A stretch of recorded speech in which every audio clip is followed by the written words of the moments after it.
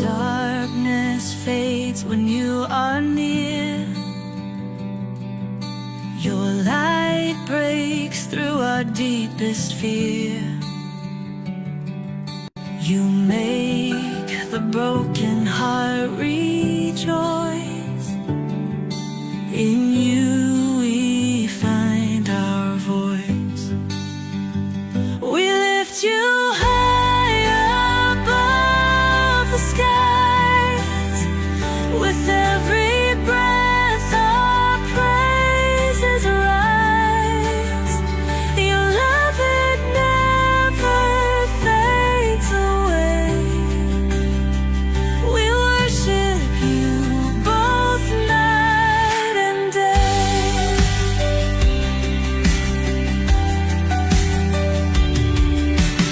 Chains are broken in your name. In you we are never the same. Your power flows like mighty streams, fulfilling all our dreams. We lift you high above the skies. With every breath our praises rise. Your love, it never fades away. We worship you both night and day.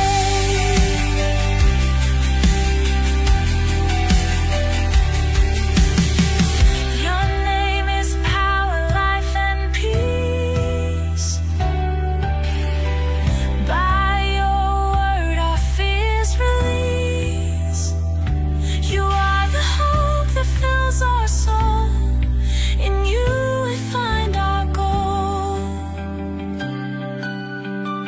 We lift you high above the skies. With every breath our praises rise.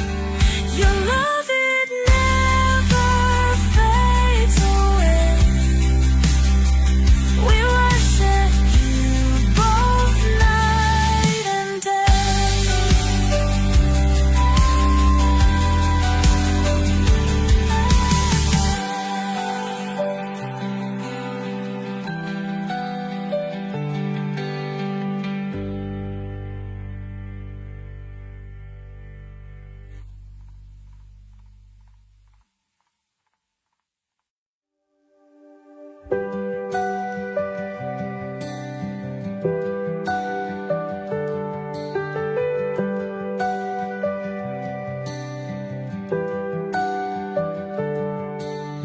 Darkness fades when you are near.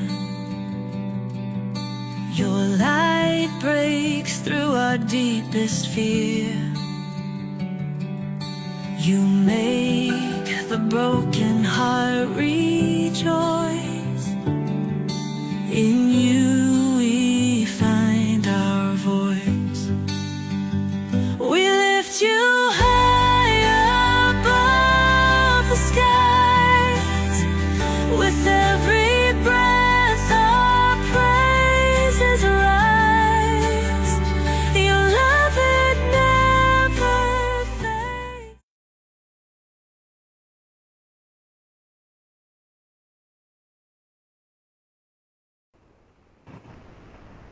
Okay, hello and welcome sa Russia TV mga kapatid, at meron tayong debate na magaganap ngayon, at ang topic natin ay investigative judgment is biblical. Ang ating affirmative mga kapatid si Brother Denmar Santiago ng SDA, at negative naman si Brother Albert Hinkel ng Born Again Church mga kapatid. So sa ating setup ng debate, standard rules ito ng Russia TV, yung ating 10-7 na setup, no? At 5-minute na final conclusion. At Same sa rebuttal, 10-7 din. Dito tayo sa ating rules mga kapatid. Rule number 1, ang lahat ng sagot ay kailangan sagutin ng 20 seconds maximum. Either ito ay close-ended or open-ended question. Kung titigil ang sumasagot ng at least 3 seconds, magsasabi na ako ng next question. Rule number 2, kung close-ended ang question or categorical, kailangan sumagot doon sa pagpipilian muna bago magpaliwanag ng hindi lalampas ng 20 seconds. Rule number 3, kung hindi niya sasagutin ang tanong, magkakaroon siya ng 10 seconds na pagpapaliwanag at yan na yung pinakasagot niya sa tanong.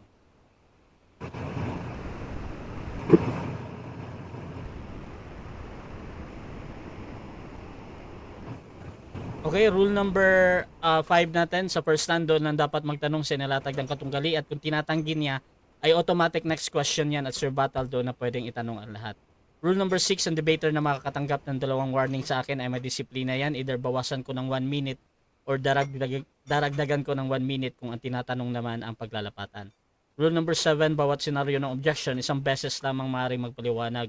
Isang objection lang at hindi susundan ng sunod-sunod na objection at isang clarification lang din every question at no objection during final conclusion. Rule number 8 natin, hindi po pinapahintulutan ang mga ataking naglalarawan sa pisikal na itsura ng ating mga katunggali. Kasama na din doon yung mga pagmumura na alam natin, no? So, out of topic syempre are not accepted. So, ako yung magde-decide dyan kung pasok or hindi. Rule number 9, no challenge question. Ito yung mga tanong na kung mabasa ko or paano kung mabasa ko, hindi ko papayagang maitanong yan kahit pa sumangayon yung kabilang panig.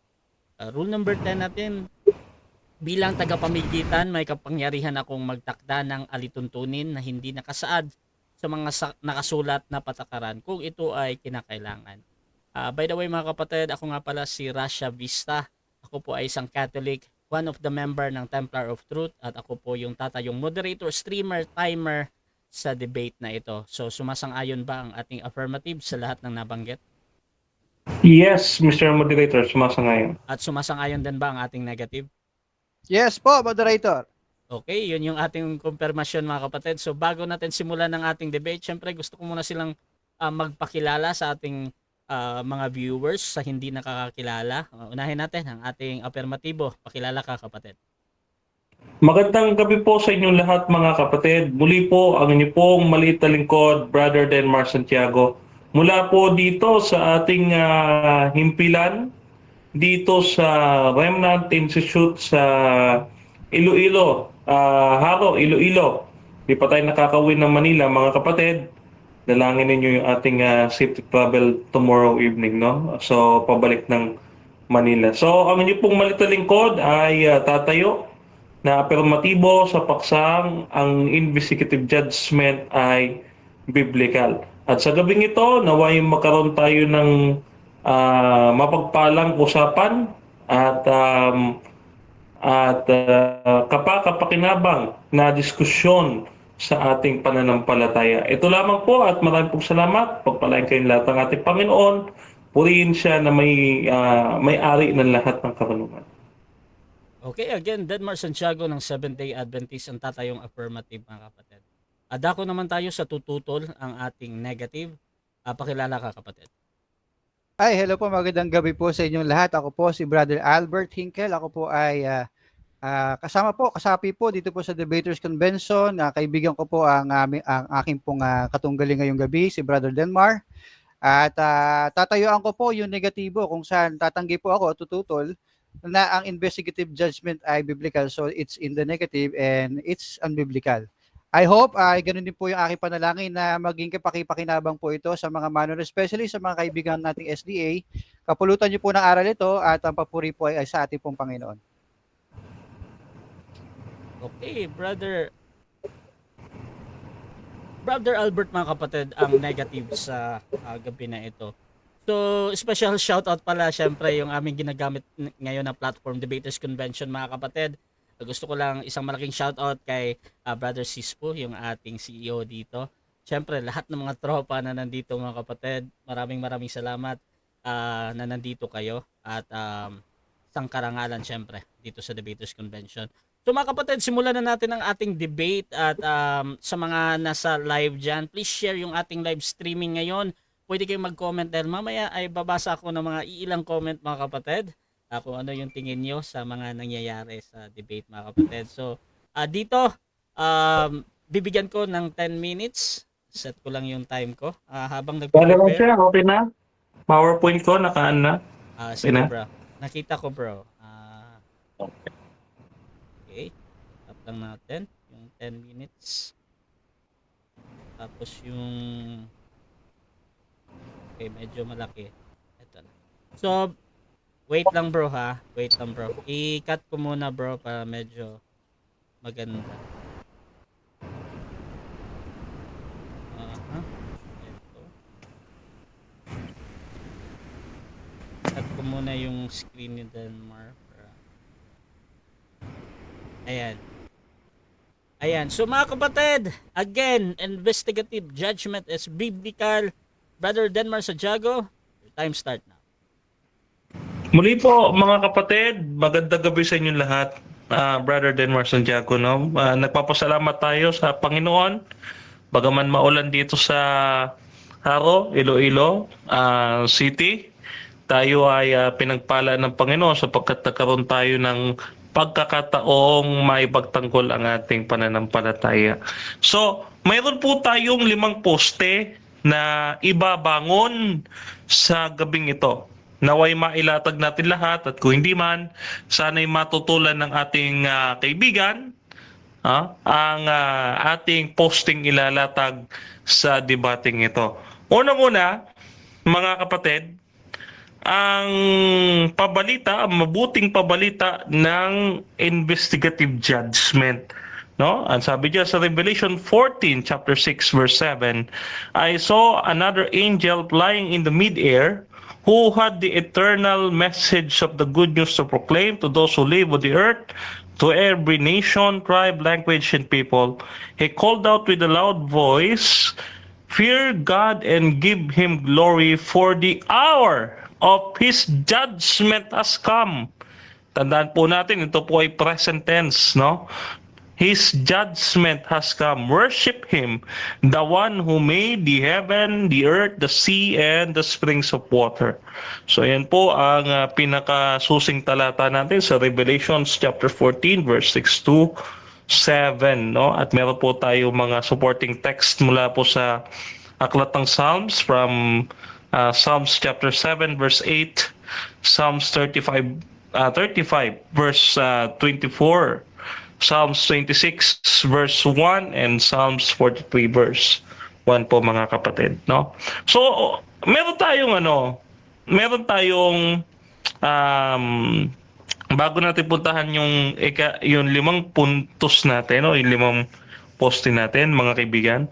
Ang 3 angels message ng Revelation 14 ay tumutukoy sa integral part of the gospel. Ito yung tinatawag natin Advent investigative judgment. No, bakit? Kasi dito po sa ating ginamit na talata bilang suporta sa Revelation 14 ay ang Salmo 51 verse 3 to 4, no? Sabi diyan, for I know my transgressions and my sin is ever before me, against you and only I have sinned. I had done evil in your eyes that might be justified. Tandaan po ninyo to yung word mga kapatid, that you might be justified in your speaking and be clear when you judge. Yan. So meron pong pag-aaring ganap na tinutukoy, justified dito po sa talatang ito. Mga talata na about sa judgment, no, yung like Exodus chapter 12 verse 22, Leviticus chapter 14 verse 4 to 6, Numbers 19 verse 18, and Psalms 51 verse 7. Kung saan yung mga saserdote noon sa panahon ni Moses, sila po ang tumatayong mga judge, mga kapatid, no? Okay? So ngayon, ito po ang 5 points to ponder natin. Christ our substitute, number 1. Number 2, Christ our lawyer and advocate. Number 3, Christ our witness on our behalf. Number 4, Christ our vindicator. Number 5, Christ our judge. No? Yan po yung ating 5 poste. Isa-isahin po natin ito, mga kapatid, mga kaibigan. Una, Christ our substitute. No? Ito, pagka tayo tinanggap natin ang Panginoon Kristo, tayo'y kanyang bibihisan ng kanyang righteousness. Isaiah chapter 61 verse 10, Zechariah chapter 3 verse 4, and Genesis chapter 3 verse 21. So therefore, we are acquitted, pardoned, and cleansed. Ephesians chapter 1 verse 6, no? So sabi diyan sa 1 John 5:13, mga kapatid, we have now, you may now that you have eternal life. You know that you have eternal life. Okay? So dito pa lamang, no? Meron ng eternal life yung mananampalataya, no? Nung si Kristo ay nag-substitute sa atin bilang kordero ng Diyos, no? Kaya po nakita po ninyo kanina sa ating presentation, nandyan po yung Lamb of God, the Lamb of God who take away the sins of the world. Yan. So, eto naman, our point number 2, Christ our lawyer and advocate. Siyempre, after nating ma-justified, thank you, after nating ma-justified on the cross, mga kapatid, our lamb, the lamb who was slain for our sins, no? Papasok siya sa courtroom, no? A courtroom loses its sphere when being tried if the lawyer can guarantee that he has never lost and never lost a case and committed to his hands. And this is what Jesus promises, no? Based upon his sacrifice on our behalf in the heavenly court, Christ eloquently and perceivably pleads our case, no, based upon his own blood in the judgment, no? Kaya po meron po mga talata yan, yung 1 John chapter 2 verse 1, John 18 verse 9, and 2 Corinthians chapter 12, ikalawang Korinto 12:9, mga kapatid. So after ni Christ na mamatay sa krus, siya naman ay namamagitan para sa atin, nagtatanggol pagka tayo nagkakasala doon sa harapan ng Ama, no? Ngayon, pangatlong poste, Christ our witness.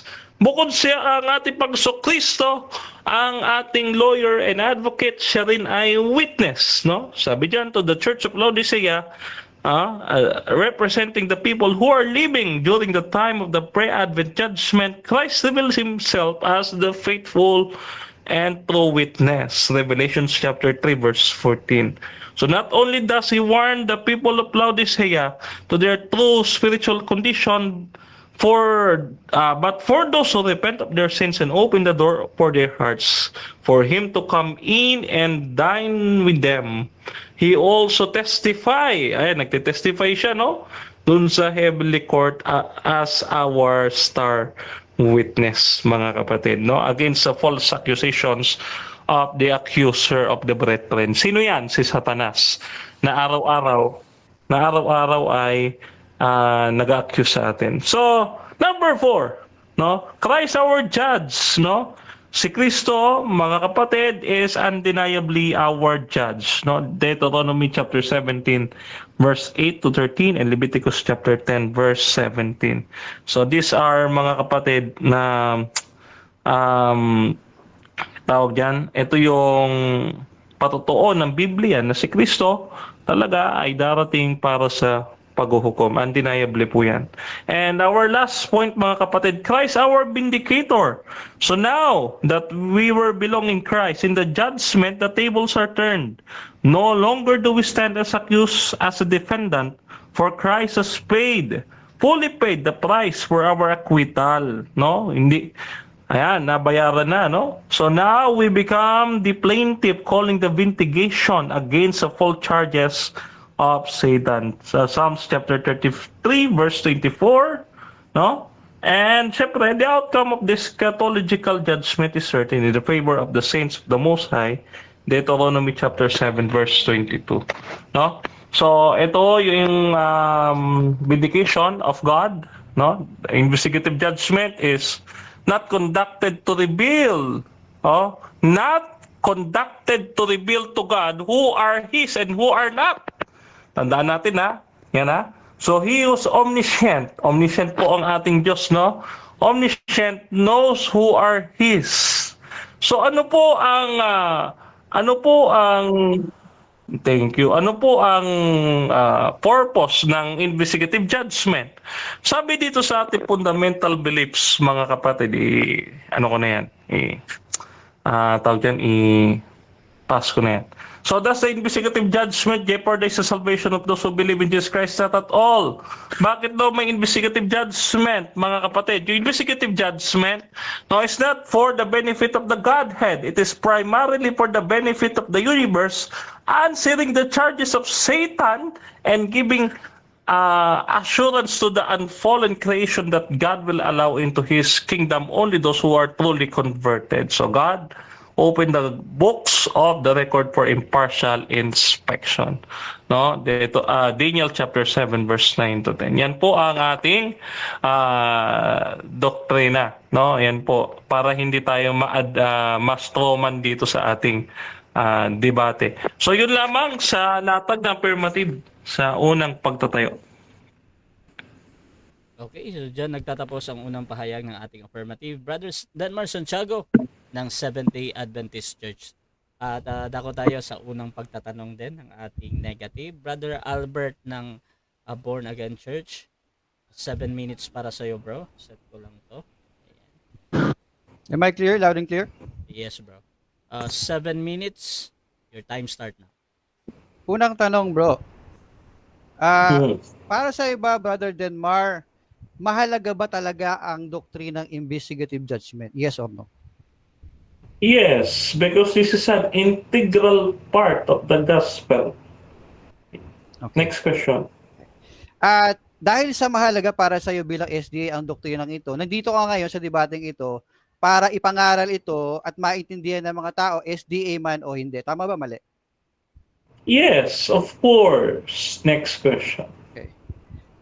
Kanina, nung nag-present ka, na-define mo ba ng standard sa inyong fundamental beliefs yung meaning ng investigative judgment, yes or no?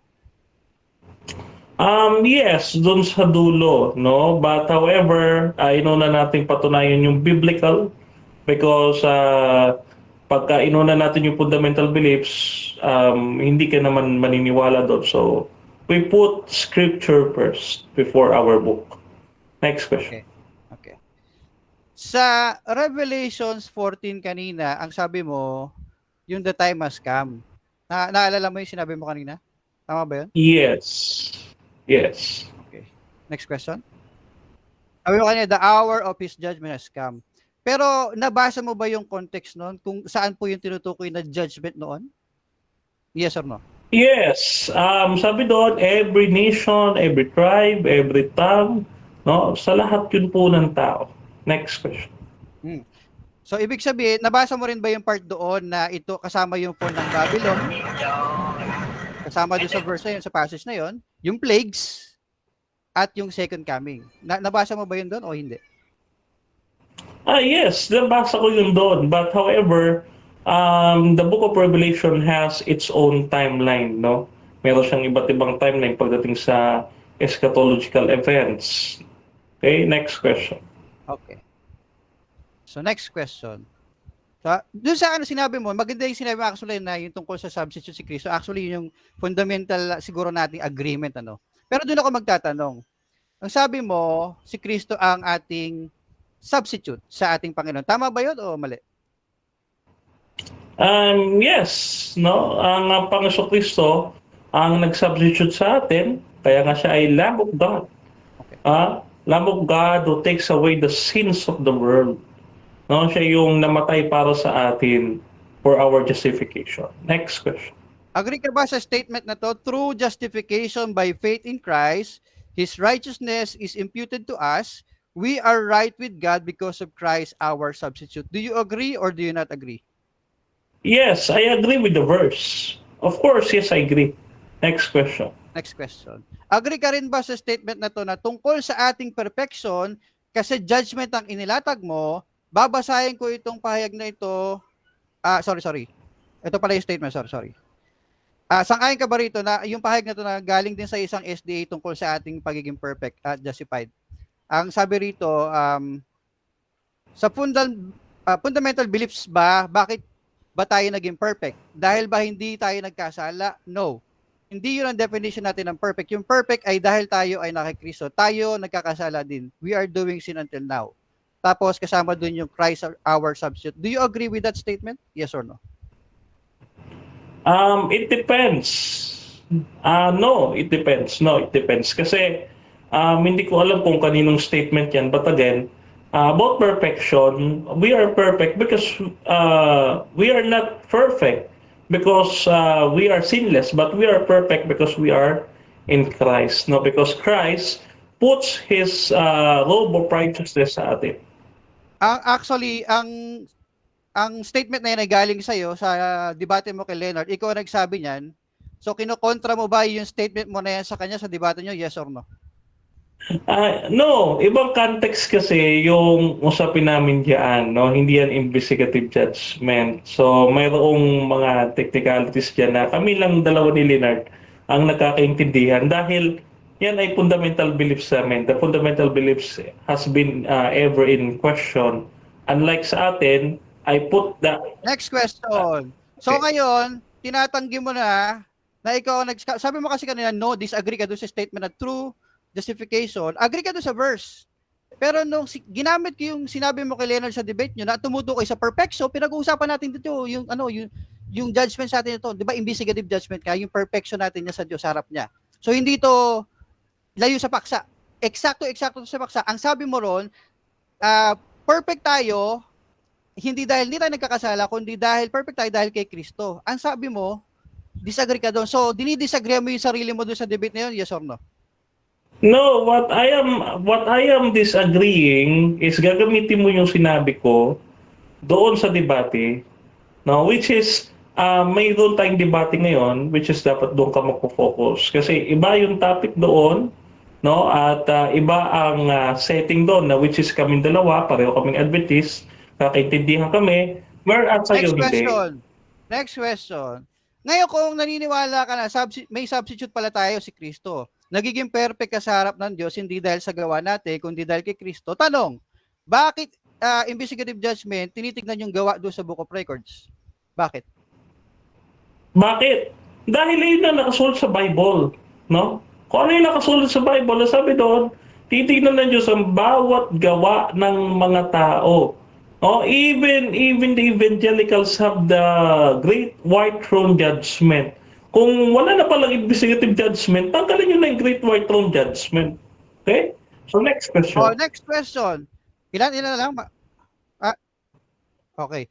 Akala ko ba justified by faith alo tayo? Bakit sinasabi mo sa amin na ang titignan doon para ma-justify tayo ay yung ating gawa doon sa Book of Records hindi yung faith natin? Bakit? Because faith is manifested through our works.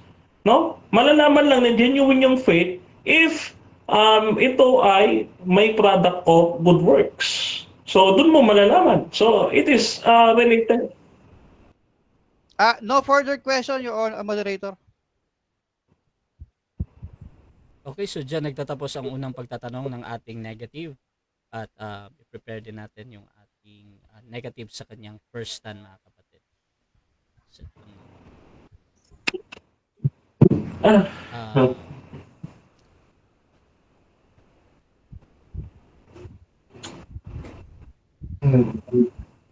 Pero siyempre question ako. ano yan? Naubos ko ba yung oras ko? Yes bro, 5 Okay. seconds. Okay. Bro Den, mas maganda bro, mag-mute ka muna bro ha. Thank you bro.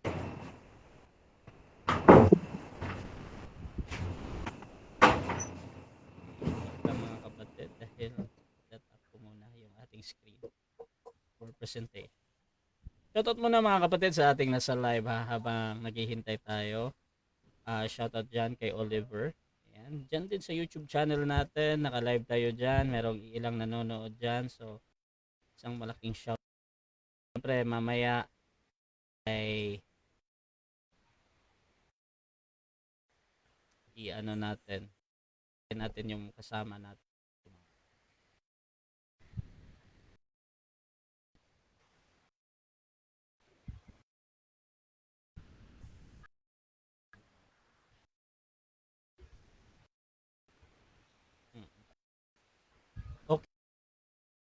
minutes sa presentation, brother, ng Born Again Church. Time start. Ang investigative judgment ay unbiblical. According to the unbiblical Bible, it claim na patutunayan ko sa inyong gabi. Ang doktrinang ito ay katayo sa isang stone. Ang interpretation ng SDA sa Daniel 8:14, kapag bumagsak ang pundasyon na ito, ang buong doctrine ay mawawala ng support. Ang approach ko ngayong gabi ay systematic hermeneutical analysis para ipakita na ang Daniel 8:14 foundation ay hindi sustainable dahil number 1, mali ang lexical grammatical interpretation nito. Number 2, contradicted ng context. Number 3, contradicted ng historical error. Contradicted. Ang burden ko ay ipakita na foundation ng SDA sa biblical text. Responsibility naman ng normative side ay patunay na ang Daniel 8:14 tukoy sa 18 at sa heavenly sanctuary. Lang na possible interpretation to kundi dapat necessary niya mapatunayan na ito lamang ang tamang interpretation batay of evidence. Para mag-make sense lahat ng nilatag niya kanina. Tignan natin kung alin ang mas consistent sa sound hermeneutics. Step number 1, lexical syntactical analysis. Ang salitang nitzdak, mali ang pagkakagamit ng SDA dahil hindi ito tumutukoy sa ceremonial cleansing. Paano ko nasabi? Sa King James Version, Daniel 8:14 says the sanctuary would be cleansed after 2,300 days. But the original Hebrew word is not the normal word for cleansed at all. Yung verb na ginamit dito, mga kapatid, ay nanggaling sa root word na tzadak, to be justified, to be made right, and to be restored. Hindi naman to about sa ritual cleansing term na taher, na ginamit sa Leviticus para sa Day of Atonement cleansing. Yung modern translation ay tama ang pagka-render nito as restored to its rightful state sa ESV. Si Dr. Anthony Hoekema, Professor of Systematic Theology, world-renowned authority on comparative religion, was specifically addressing this translation issue. Certainly, if Daniel meant to refer to the kind of cleansing which was done on the Day of Atonement, he would have used taher instead of tzadak. Pero hindi lang dito sumablay ang SDA. Nagkamali din sila sa interpretation ng phrase na evenings and mornings, which shows that this doctrine is not biblical. Now, how do I know? Yung evening and morning na yan, erevoker yan sa Hebrew, refers to the daily sacrifice cycle po yan. To sacrifice within a day po yan. In fact, may hit na nga sa verse 13. When I heard a holy one speaking, another one said to him, sabi dyan, concerning the daily sacrifice, ang sabi po dyan. Ito po ang ilan sa mga passages na nagpapatunay na ito ay isang araw lang pero dalawang offering. Number 1 yung sa Exodus 29:38 at sa Numbers 28:3-4. Therefore, 2,300 evenings and mornings is equal to 1,150 actual days. Approximately 3 years po yan. Ang paggamit ng SDA sa Numbers 14 at Ezekiel 4 ay hindi nagpapatunay ng universal principle. Sa both cases, explicitly stated ang conversion ng a year for each day. Walang ganyang explicit statement sa Daniel 8:14. Tingnan niyo po yung mga passages ito sa Numbers 14 at sa Ezekiel 4. Sabi ni Desmond Ford, Dr. Desmond Ford, dating prominent Adventist scholar, ay nag-admit it is quite impossible to prove that the year-day principle is a biblical datum. There is no biblical basis for assuming that the year-day principle must be applied to Daniel 8 and 9. Kitang-kita sa salita pa lang, sa words pa lang, bagsak na yung investigative judgment. Step number 2, contextual analysis. Rejected ng context ang interpretation na to. Clearly specified na ram as Medo Persia yung verse 20 at goat as Greece yung verse 21. Yung little horn nanggaling sa Greek kingdom sa verse 8 and 9 po yan. Check natin yung Daniel 8:11, sobrang clear. Siya ang nag-remove ng sacrifice at nag-desecrate ng sanctuary. Nakikita natin sa context na yung little horn mismo ang nag-desecrate at sumira sa sanctuary, hindi yung sins ng believers. Obvious contradiction to sa investigative judgment doctrine na nagsasabi na ang sanctuary ay na-desecrate dahil sa kasalanan ng mga believers. Si Dr. Raymond Cottrell, Associate Editor ng Authoritative SDA Bible Commentary for 15 years at isa sa most respected biblical scholars ng Adventism, ay nag-survey sa mga Adventist scholars at nakakagulat po yung resulta. Ito po ang sabi niya, not one of the 27 thought that there was a contextual or linguistic ground for applying Daniel 8:14 to the heavenly sanctuary. So kung walang contextual basis, therefore, investigative judgment is unbiblical. Step number 3, historical analysis ng 8:14, Daniel 8:14 sa history. Makikita natin na yung prophecy na ito ay may exact na fulfillment na. Sa kasaysayan sa noong 167 before Christ, ang Jerusalem Temple ay na-desecrate ni Antiochus IV Epiphanes. Ayan po yung ating mga ebidensya. Tingnan niyo po sa inyong screen, sa Josephus Antiquities of the Jews at Britannica, ang daily sacrifice ay pinagbawal at naglagay ng altar para kay Zeus. At noong 164 BC, after 3 years po, nabawi naman ni Judas Maccabeo sa revolt niya ang Jerusalem.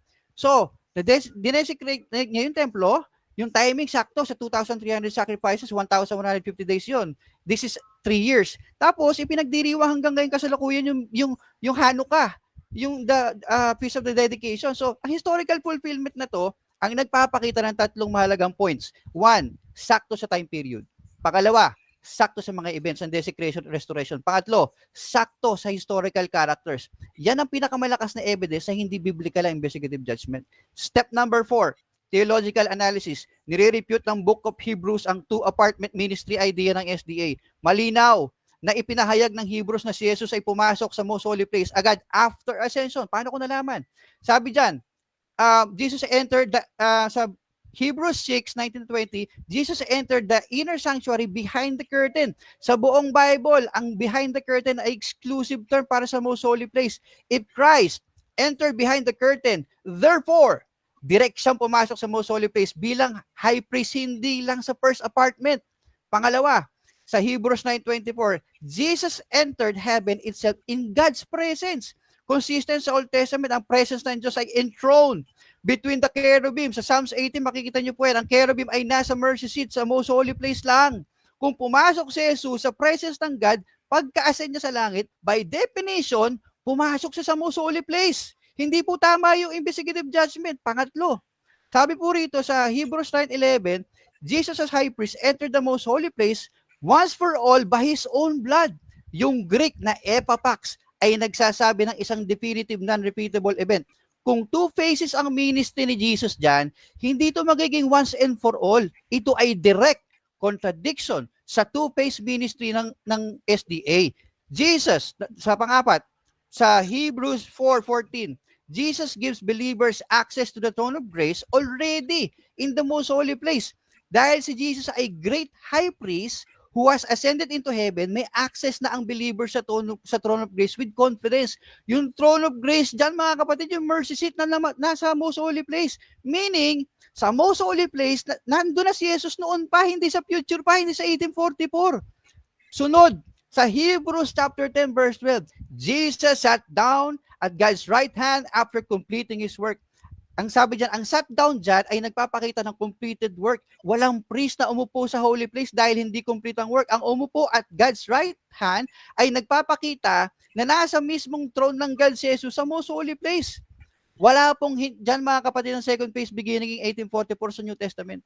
Ang Hebrews ay direktang kumukontra sa SDA interpretation ng delayed entry sa most holy place.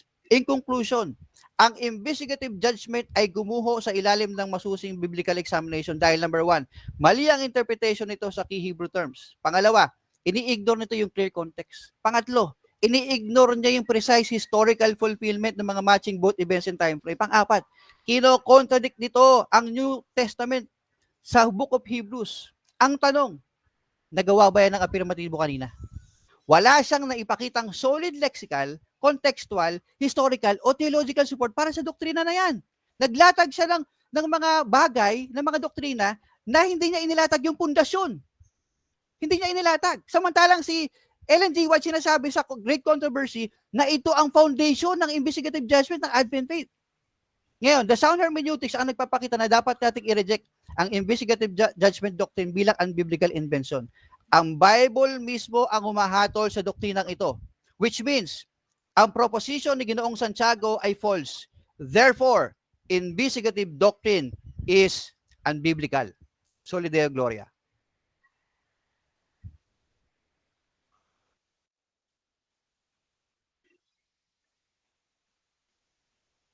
Diyan nagtatapos, mga kapatid, ang negative presentation ng ating negative Brother Albert Hinkle ng Born Again. So dako tayo sa ating Stop sharing muna tayo. Ayan. Dako tayo sa ating affirmative na pagtatanong. Fix lang natin yung ating screen. Okay. Ayan. So 7 minutes, Brother Denmar Santiago ng SDA. Your time start now, bro. Naka-mute ka, bro. Okay na? Okay na?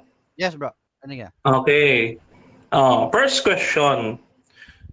You use as reference si Desmond Ford. Okay. Kilala mo si Desmond Ford? Kilala mo ba? Yes or no? Yes. Ang sabi ko kanina, isa siyang doktor at dati isang prominent Adventist scholar. Yes. Next question. Okay. So you affirming that he is a former Adventist and a well-known critic of the Seventh-day Adventist Church, right? Yes or no? I don't think of him as a critic. No. I don't think of him as a critic. Isa siyang isang matapat na doktor ng Biblia kung saan ipinapakita niya ang tamang interpretation at na-conclude niya na mali nga po yung investigative judgment. Next question. So yung ginagawa niya, hindi yun criticism of the doctrine of the investigative judgment. So hindi mo siya... Moderator? Clarification. May isang classification per question, ba? Ulit, bro? Anong May clarification? ilang clarification ba per question? Isa lang, di ba? Yeah. Ang clarification ko, ano ba yung paggamit ni Ginoong Santiago doon sa critic? Kasi dalawa kasi yung paggamit. So ano ba yung klaseng paggamit yung gusto mong itanong, Brother Delmar? Okay. Bro, Critic, someone who questions. No, critic from the word itself, critic. So don't you know that word? No. Okay. Critic is the one who questions. No. Okay. So, Bro Albert, yun yung clarification mo, bro. Yes. Proceed ka sa pagsagot. Okay. Kung yung positive side ng critic yung bang inuusisa lang, yes, of course, I would agree. Pero kung yung derogatory term na kritiko, I disagree. Next question. Okay, next question. Okay, so alam mo na former Adventist and a critic ng doctrine of investigative judgment si Desmond Ford. And now, you were saying that he is a reliable source even though he is not an Adventist already nung sinasabi niya yan. Aware ka doon, di ba? Yes or no? Yes, aware ako. Kaya siya napaka-reliable kasi galing sa dyan, ay sa doktor. At yung paggamit ko sa kanya kanina as reliable source ay hindi dahil sa kanyang pagiging previous Adventist, kundi dahil sa kanyang merito ng kanyang pag-aaral. So, next question. Okay. Next question. So, alam mo rin ba kung ano ang purpose ng pagiging critic ni Desmond Ford sa doctrine of investigative judgment? Yes or no? Moderator. Objection. Wala pa ako inilatag sa motivation ni Ginoong Desmond Ford kanina sa aking latag. So, I would appreciate ko si Denmar po ay teka, hindi pa ako tapos. Tapusin ko muna. I would appreciate kung si Denmar ay magtatanong doon sa kung bakit ko ikinote, kung mali ba yung ikinote ko galing kay Desmond Ford, hindi ko naman siya ginamit as primary source. Kumbaga, ginamit ko siya as supporting. Hindi ko naman siya ginamit as primary source. Okay. Wait lang ha. Pastor, Rosendo, pa-mute mo na, Pastor. Counter, Mr. Moderator. Counter. Wait lang, bro, Denmar. Tayin ko muna si Pastor na mag-mute. Pastor? Okay. So, ina-analyze ko yung objection ni Albert. Hindi daw doon yung major na paggamit niya. Yung sinasabi niya dito. Bro, Denmar, meron ka bang counter objection doon? Counter, Mr. Moderator. So, kung ginamit niya as reference si Desmond Ford, dapat inaral niya mabuti yung kanyang reference. So, it is my right and my duty to question whatever the negative side will propose any evidence against my position. Okay, so magde-decide ako dito ha. Dito sa tanong, nababanggit naman yung doktor na yon at tinatanggap ko yan. Pasok naman sa pinag-uusapan. However, dito kay Brother Albert, yung objection niya patungkol doon sa hindi niya ginamit yung doon sa bagay na yon. Gusto ko lang i-confirm kung gagamitin mo ba yung rules na pag hindi ko ginamit. Yes. Hindi ko yan nilatag kasi ang kina-counter ni Denmark ay yung motivation ni Okay. Ginoong Ford. Hindi po yun ang nilatag ko kanina. Okay na. So, automatic next question to ayon sa ating rules. Hindi daw niya Okay. ginamit. Okay, next question. So, kung hindi mo sasagutin, ito sigurado ko sasagutin mo.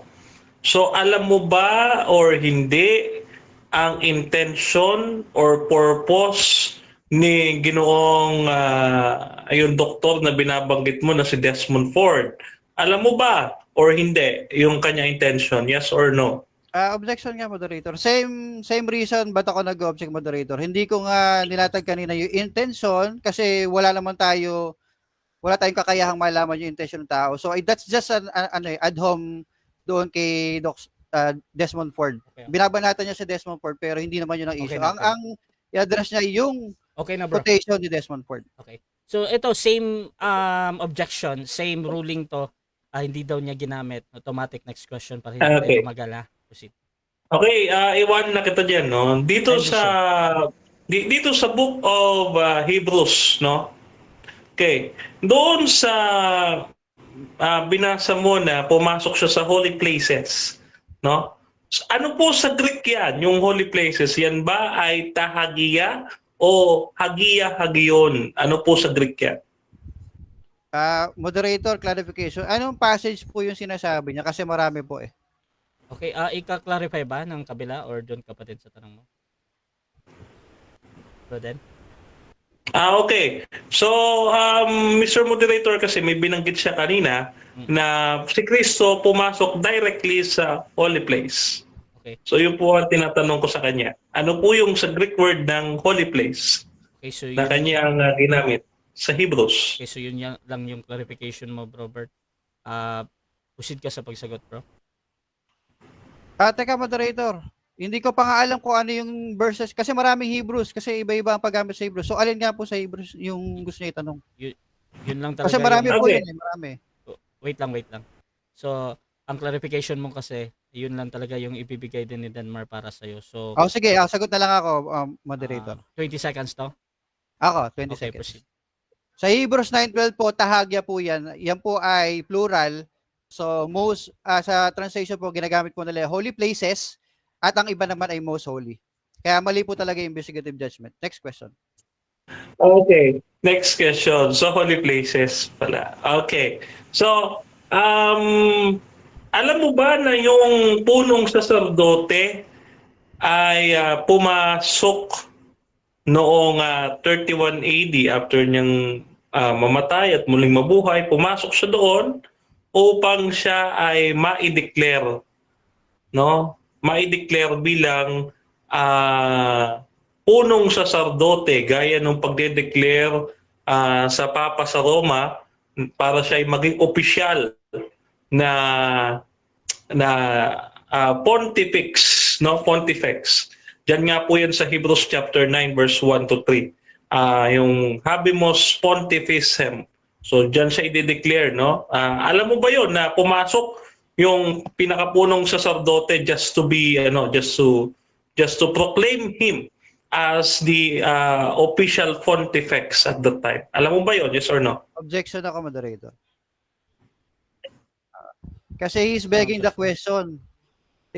Sinasabi niya sa akin na idiniklara para inaugurated si Kristo doon. Madami siyang sinabi ngayon sa tanong niya. That is complex loaded question. Patunayan niya muna yung mga sinasabi niya doon sa tanong niya, then saka ako sasagot. Counter objection, bro, Denmark? Meron pa? Counter objection, no? Ako po yung nagtatanong, huwag niya akong tinuturuan magtanong. Ito po yung tanong ko sumagot na lang siya. Okay, so ganito. Yung tanong ni Denmark, para sa akin valid question naman. Ang tanong niya ay, alam mo ba ito, Bro Albert? Ngayon, kung hindi mo siya masagot ng direkta, bro, pwede kang gumamit ng 10 seconds. So, gagamitin mo ba? Wala na akong counter objection? Wala na. Wala Ayun, na. go. 10 seconds ako, 10 Okay, seconds. proceed. Oh, complex loaded fallacy nga po yun. No? Actually, dapat sinakayo na ng mabuti natin moderator. Complex loaded fallacy po yun. So, hindi siya dapat sagutin. Dapat patunayan muna ng nagtatanong yun. Next question. Sa madaling salita, hindi mo alam na yung Hebrews chapter 9, yung inauguration of Jesus Christ as the high priest, no, yung bilang pontifex, no, ay nakabase sa Leviticus chapter 8 and 9 kung saan yung anak ni Aaron ay inaugurated as the high priest, no, after ng sila ay matawag bilang mga pari, no, mga sacerdote at the time. Hindi mo ba alam yon or aware ka ba doon? Yes or no? Same objection, moderator. Begging the question, complex loaded fallacy. Doon sa tanong niya, naglalatag siya ng pagpasok niya sa sanctuary, ang ginawa ni Cristo ay inauguration lang. So, ilatag niya yung mamaya, kinakabit niya sa doktrina niya na parang yun ay tama na, sa kanya itinatanong sa akin. That is a fallacy. Okay. So, objection dito yun sa fallacy. Counter objection, Brother Den? Okay, counter objection, Mr. Moderator, no? Ito lang naman po kung sasagot siya, pwede naman ang aking tanong po ay yes or no. No? Pwede niyo naman sabihin 10 seconds or mag-pass na lang siya. Okay. So, again, dito mga kapatid, either tama or mali yung observation ng nagtatanong, tinatanggap ko pa din yan as a valid question, Brother Negative, no? So, meron tayong 10 seconds na pagpapaliwanag bakit hindi masagot ng direkta or doon sa 20 seconds na yes or no. So, anong pipiliin mo? 10 seconds. Proceed. Same, complex loaded fallacy po yun. Naglalatag siya ng doktrina niya tapos ini-impose niya na as if tama yun, tapos tinatanong niya sa akin. Patunayan niya muna bago ko sagutin. Next question. Next question. Okay. Next question Yes, tayo. Iwan na kita 27 dyan. seconds. Okay, so Daniel chapter 8 verse 14, no? So, aware ka ba na ang doctrine namin diyan ay related din sa justification? Aware ka ba? Yes or no? Yes, aware ako na mali nga yung doktrina ninyo dyan. Kaya nga nandito ako ngayon para ituwid kayo. At willing naman akong turuan ka, kaibigan Denmar. Next question. Okay, no more questions, Mr. Moderator. Okay, so dyan No more nagtatapos question. ang first stage ng ating debate, mga kapatid. So, before natin puntahan ang ating rebuttal, shoutout muna mga kapatid, syempre sa ating mga tropa na nandito. Nandito si Mark Umbao, mga kapatid, si Brother Reuel Celebran ng Seventh-day Adventist, Brother Sis Pulacopa, yung ating admin ng Debaters Convention, isa siyang deist, si Pastor Valeriano Polanco ng End Time Church, Sister Malo Nicolas ng In Defense of the Truth, at Pastor Rosendo Carino ng Born Again. Nandito din si Brother Robert Villarin ng Catholic, mga kapatid. Siyempre, dito din sa ating nasa live, nandyan si Ralph Obolante. Appeal to tawa na lang. Shoutout din kay Romeo Romoran. First century pa pala pumasok si Jesus sa mga holy place, Hebrew 9:12. Kay E.G. White, October 22, 1844 pa pumasok si Jesus sa most holy place. Shoutout din kay Alexander Santos. Debunk ko na yan next Sunday sa Russia TV. Yan, Pastor Alexander ng Bloody Salvation Church. Shoutout din dito kay Romeo. Kung wala ang teksto ng Hebrew 8 verse 13, baka sakaling totoo si Ellen G. White na October 22, 1845 pumasok si Jesus sa most holy place. First century pa pumasok si Jesus. Shoutout din kay Norberto Belano Jr. Naku, malulubog sa kumunoy ang born again sa kanyang katwiran. Shoutout din si absent si Tomas, present si Tomas. Sabi niya. Shoutout din kay Erwin de la Cruz. Ang tinatanong lang dapat ni Denmar ay yung nasa unang latag. Amen, Brother Albert Hinkel. Shoutout din kay Emmy Alfonso. Pinaghandaan talaga ni Bro Albert Hinkel ang debate. At shoutout din dito kay Noel Perfecto. Congrats sa dalawang debater. Ayan. At dito kay Oliver. Very good answer, Bro Denmar Santiago. At Grace Barrios, ating debatista ng MCGI Ruben Nankilada, isang STA defender din. Parang si Erwin de la Cruz, the accuser, day and night. Shoutout din kay Leon Guerrero. Bro Denmar, kailan ba nagsimula ang investigative judgment? October 22, 1844 ba? Sitas nga. Ayan. So, shoutout sa lahat. Nikolai, God bless Master FT. At Ayan.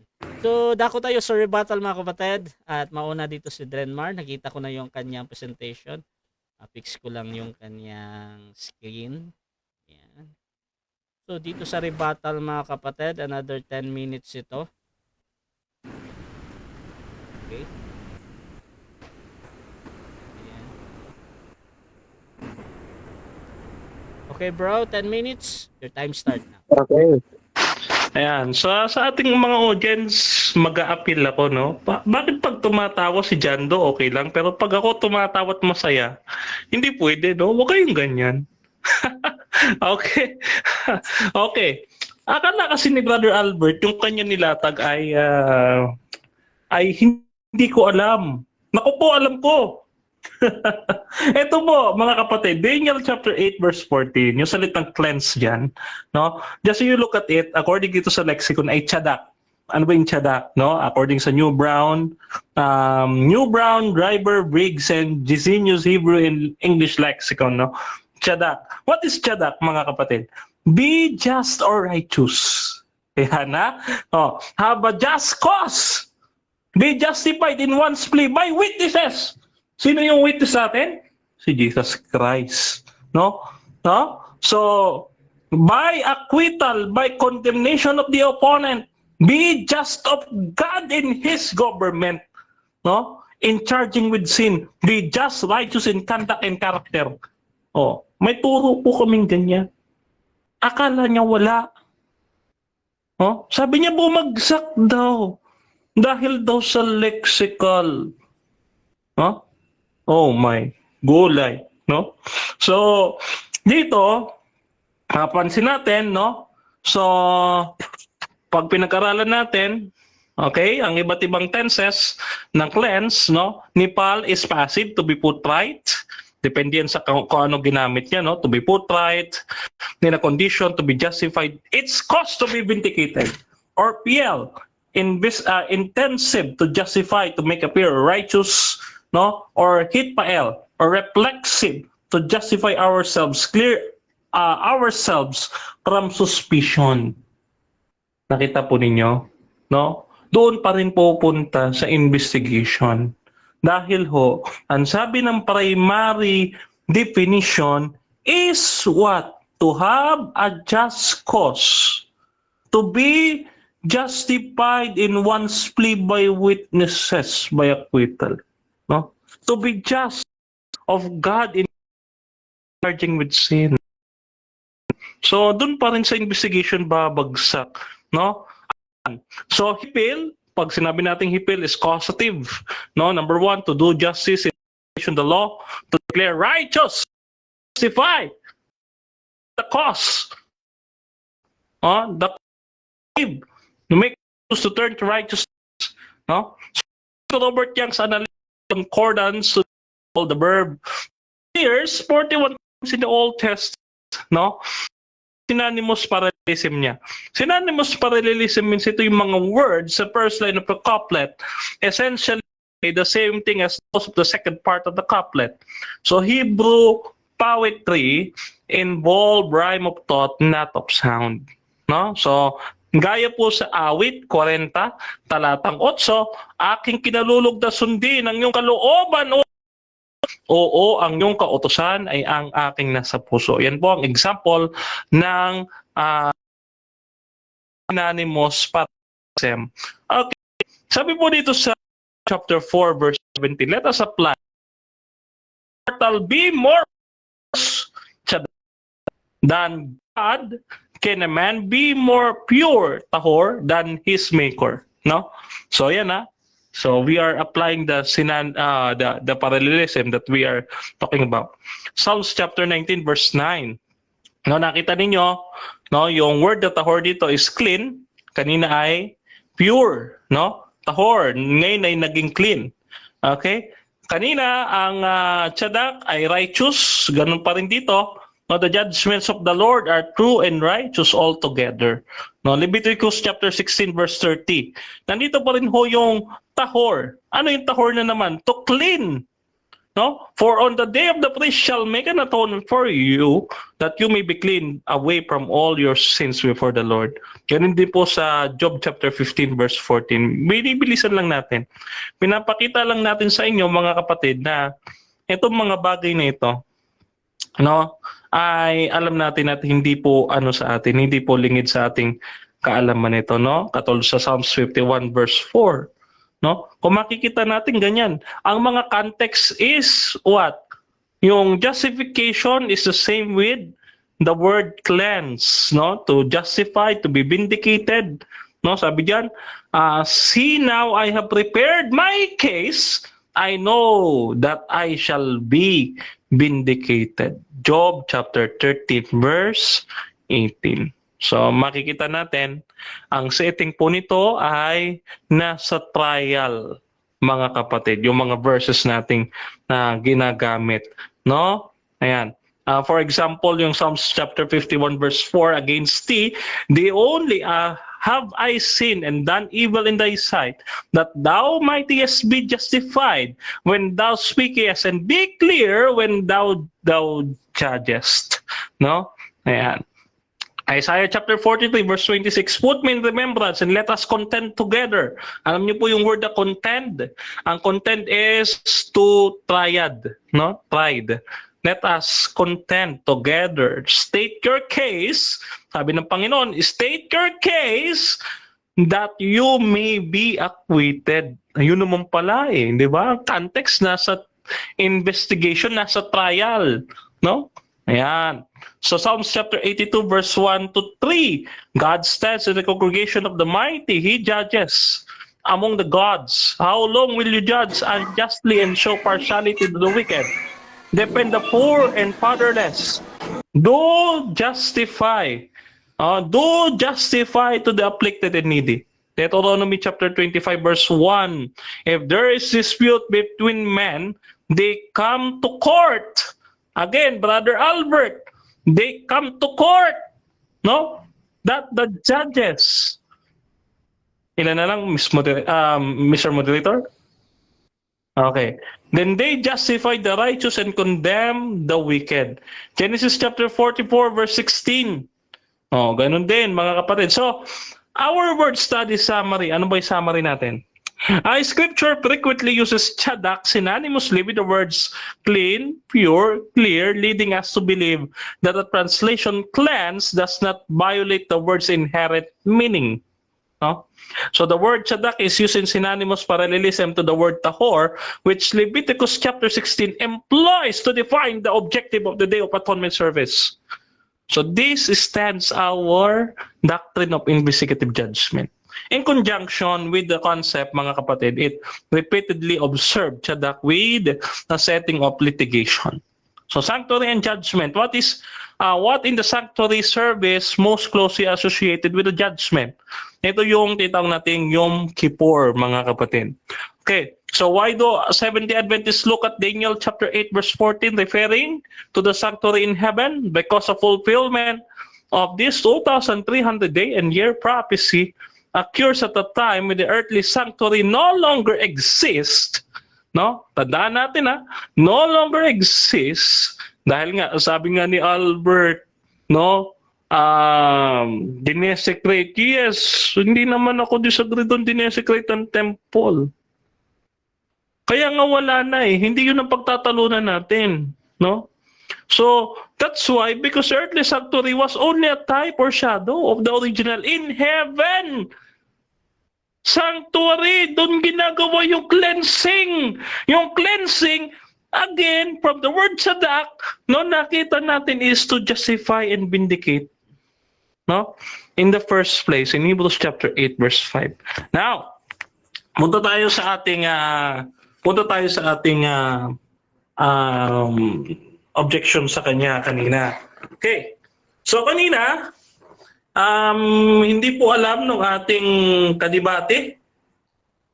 Hindi niya po alam ng ating kadibate yung inauguration ni Jesus Christ as Habemus Pontificem or Pontifex. Si Kristo ho ay pumasok noong 31 AD doon sa holy place, sa Tahagia. No, sa Tahagia, no? Kaya sabi niya kay Mary Magdalene, huwag mo akong hawakan.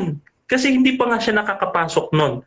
Pero nung nakapasok na siya, bumalik siya, no? Bumalik siya at sabi niya, ito boss, hawakan mo ako dahil nakapasok na siya.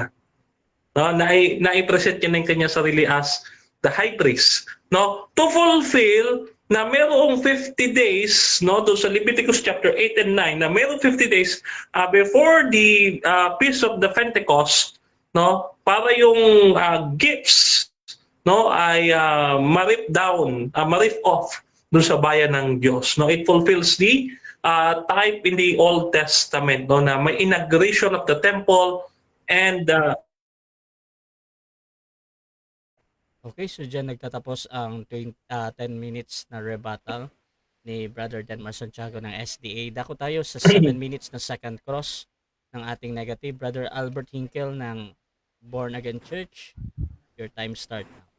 Okay, Denmar, unang tanong. Agree ka ba na ang meaning ng sadak ay justified at hindi ritual cleansing? Agree ka ba o disagree? Yes. Yes, kanina ko pa binanggit po, Mr. Negative, doon sa ating word summary, no, na yung ginamit nating sinasabi mo kanina. Next question. Okay, pangalawang tanong. Aware ka ba na yung nilatag mo about sa sadak ay yun din yung nilatag ko kanina na pabor sa akin? Yes or no? Yes, pareho tayo. It's just because you are siguro hindi mo alam na may doctrine kami ganon. Hindi mo alam na may moderator. hermeneutical principle kami ganon. Objection. No Nagsasabi siya na hindi ko alam. Mag-proceed siya doon, sasagot yung tanong ko sa kanya lang. Okay. Counter objection dun sa word na din. Counter objection, Mr. Moderator. Sumagot po akong categorical. Nagpapaliwanag ako. Okay. So, ang importante lang naman sa akin talaga yung sa salitang yes, no? Pero dun sa pagpapaliwanag, any observation dun sa kabilang panig, kahit pa siya ay nagsasabi ng totoo or nagsisinungaling dito sa kanyang observation, eh, tinitingnan pa din as a valid answer ng ating moderator, ha? So, since nakat si Brother Denmar doon sa kanyang sagot na yes, 20 seconds ulit, Brother Denmar, sa pagsagot. Okay.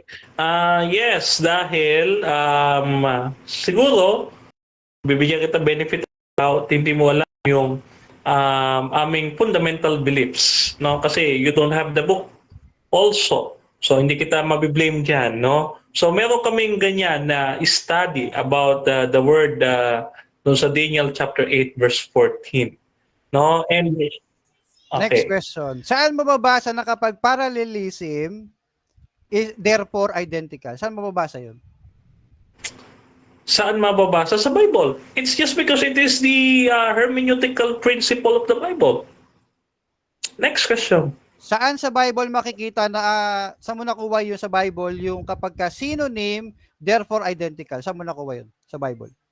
I have given you the Objection, moderator. Objection. the Ang tanong ko po sa kanya kung saan sa Bible, ang claim niya sa Bible na raw nakuha, yung nakinig ako maigi kasi sa presentation niya, moderator. Sabi niya, synonymous parallelism.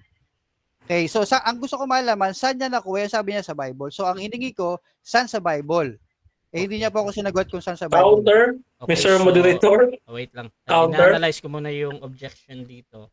Objection, naghahanap siya ng something doon sa hinahanap niya yung sinasabi niya dito, bro Denmar, ha? So, counter objection, bro? Bro Den?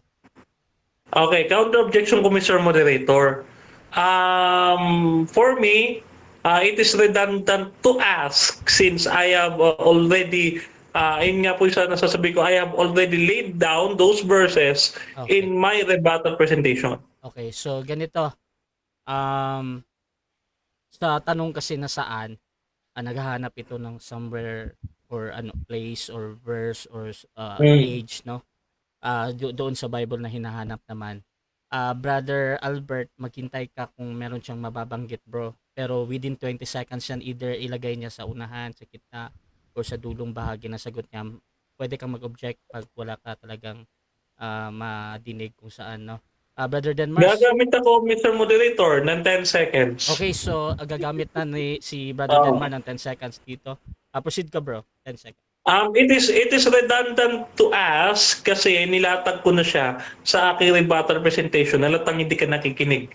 Next Next question. question. Next question. So inaamin mo, hindi mo alam kung saan mo kinuha yung synonymous parallelism mo at wala itong basis. Inaamin mo o tutuloy mo yung pagsisinungaling mo?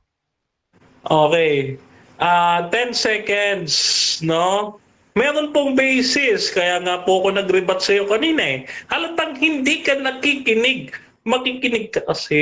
Pakikinggan mo. Okay, next question. Next question. Sige, iwan ko na yan. Hindi niya kasi sinasabi. Agree ka ba na nakapasok na si Kristo? Yung sinabi mo na sa tahagya, yung most, sabi mo sa holy places. Agree ka ba doon? Yes or no? Yes, inaugural nga ni Cristo yun eh, bilang Pontifex noong 31 AD. No? Next, nagkaroon po yun ng second phase. Ano? Parang yung Papa sa Roma, may inauguration, may next phase naman siyang gagawin. Ano yun? Di ba nagkaroon ng misa ang Papa sa Roma? Ganun din si Cristo. Tanong, next follow-up question. Yung tahagya ba plural, singular? Okay, yun po ay plural, holy places. Pero hindi po siya hagiya-hagiyon na most holy place. Okay? Next question. Next question. So, ilan yung pinasukan niyang holy place? Isa o dalawa? Isa. Bakit? Kasi ang langit po, no? 1, 2, and 3.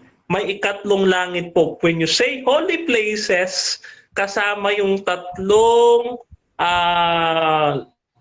heavens na iyon. Yung tatlong heaven na yun. Yung una, ikalawa, at ikatlong langit. Next question. So, inaamin mo, nakasama doon yung most holy place. Yes or no? Ano? Dahil ang most holy place ay face, no? Face of atonement doon sa langit. No, at makikita natin si Kristo, hindi lang siya nakaupo na tamad, gaya mo. Nakatayo siya nung nakita siya ni Stephen. Okay, next question. So, ibig sabihin, kinukumpirma mo na hindi nakapasok, sabi mo kasi first, second, third. Kamo, nakapasok lahat doon si Kristo, tama? Yes, kasi nga po, no, makikita natin 10 days po ang inintay ng Panginoong Kristo sa pagitan ng pagpasok niya sa inauguration at bumalik siya para ipakita niya lang kay Tomas na naipresent niya na ang kanyang sarili bilang Pontifex, no? Next question. Okay. Next question. So for confirmation, sinasabi mo na hindi talaga pumasok sa most holy si Kristo pero napasok niya yung tatlong langit. Pero hindi sa most holy. Tama ba? No. Bakit? Kasi po, hindi po literal na lugar ng most holy. Objection, moderator. Okay. Ang categorical kong question sa kanya ay tama ba o mali? Okay. Pakisagot po sa okay, counter. Okay. Counter. Counter objection. Ang sagot ko po sa kanya, no, mali nga eh.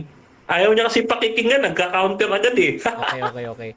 So ganito, para clear tayo dito, ang sagot ni Brother Denmar ay mali. Tama? Yes. Okay. Oo, no, mali. Kasi ang tanong ko po, tama ba o mali? Mm-mm. So dapat, yun ang sasagot niya. Hindi Okay, Kaya yung nga, sagot so, ko. iba po sa ganito tama, nga, negative. Kinaklaro ko kasi ang sagot niya ay mali. So Bro Denmar, proceed ko sa mali na. Okay, ulitin ko ang sagot ko ha. No, mali po. Mali po kasi po ang most holy place, yan po ay face nga po yan. Hindi yan gaya ng aparador na paniniwala noon ng traditional Adventist na papasok si Kristo diyan, no? Yan po ay face, no? Face of judgment. Hindi po yan katulad ng Next question. 20 seconds. aparador. Ang investigative judgment ba ay para sa believers lang? Yes or no? No, maging doon sa lahat 'yan, no? To know who is genuine, no? Who has the genuine faith, no? Yeah. No further question, moderator. I object. May 1 minute pa. I object. Okay. So, wini-wave na, Brother Denmar, ha? Ayun, check. So, ganito. Dito tayo sa ating negative presentation rebuttal ito. Brother Albert, meron ka bang prepare? Yung ano bro, ikaw na rin siguro. Para nakikita ko yung ano ko. Teka. Okay mga kapatid, shoutout muna habang naghihintay tayo sa presentation ng ating negative. At shoutout kay Brother Erwin de la Cruz. Siyempre na laging nandyan. Kay Gerald Sabala. Mamaya babasahin ko yung mga comment niyo. Kay M.A. Alfonso. Siyempre lagi-lagi yan sa akin mga kapatid. Kay Papa Jim. Ayan, kay Norberto Belano. Ayan mga kapatid. Send mo sa akin bro. Yung ano din sa bro, sa presentation ko kanina, yun din yung kasunod lang. Yung kasunod niya. Kasunod yun. May kasunod yun bro. Teka ha. Okay. I see.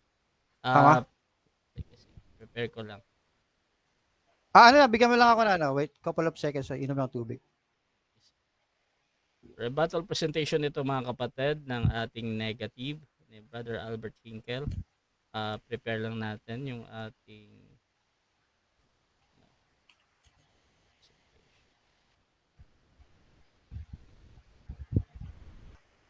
again sa mga bagong pasok dyan sa ating live. Ang ating debate ngayon is patungkol dito sa investigative judgment. Ang ating affirmative ay si Brother Denmar Santiago. Ang negative naman yung magbibigay ng kanyang rebuttal ngayon. Fix natin.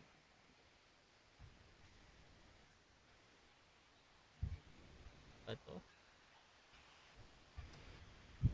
Overlap.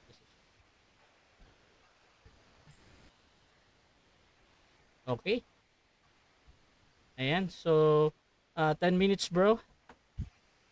Your time start. Start ako? Yes bro. Okay. So, i-recap lang natin yung ano, yung mga tanong ko sa kanya. No? Inubos na yung oras siya doon sa tsada. Oh. Wala pa pala.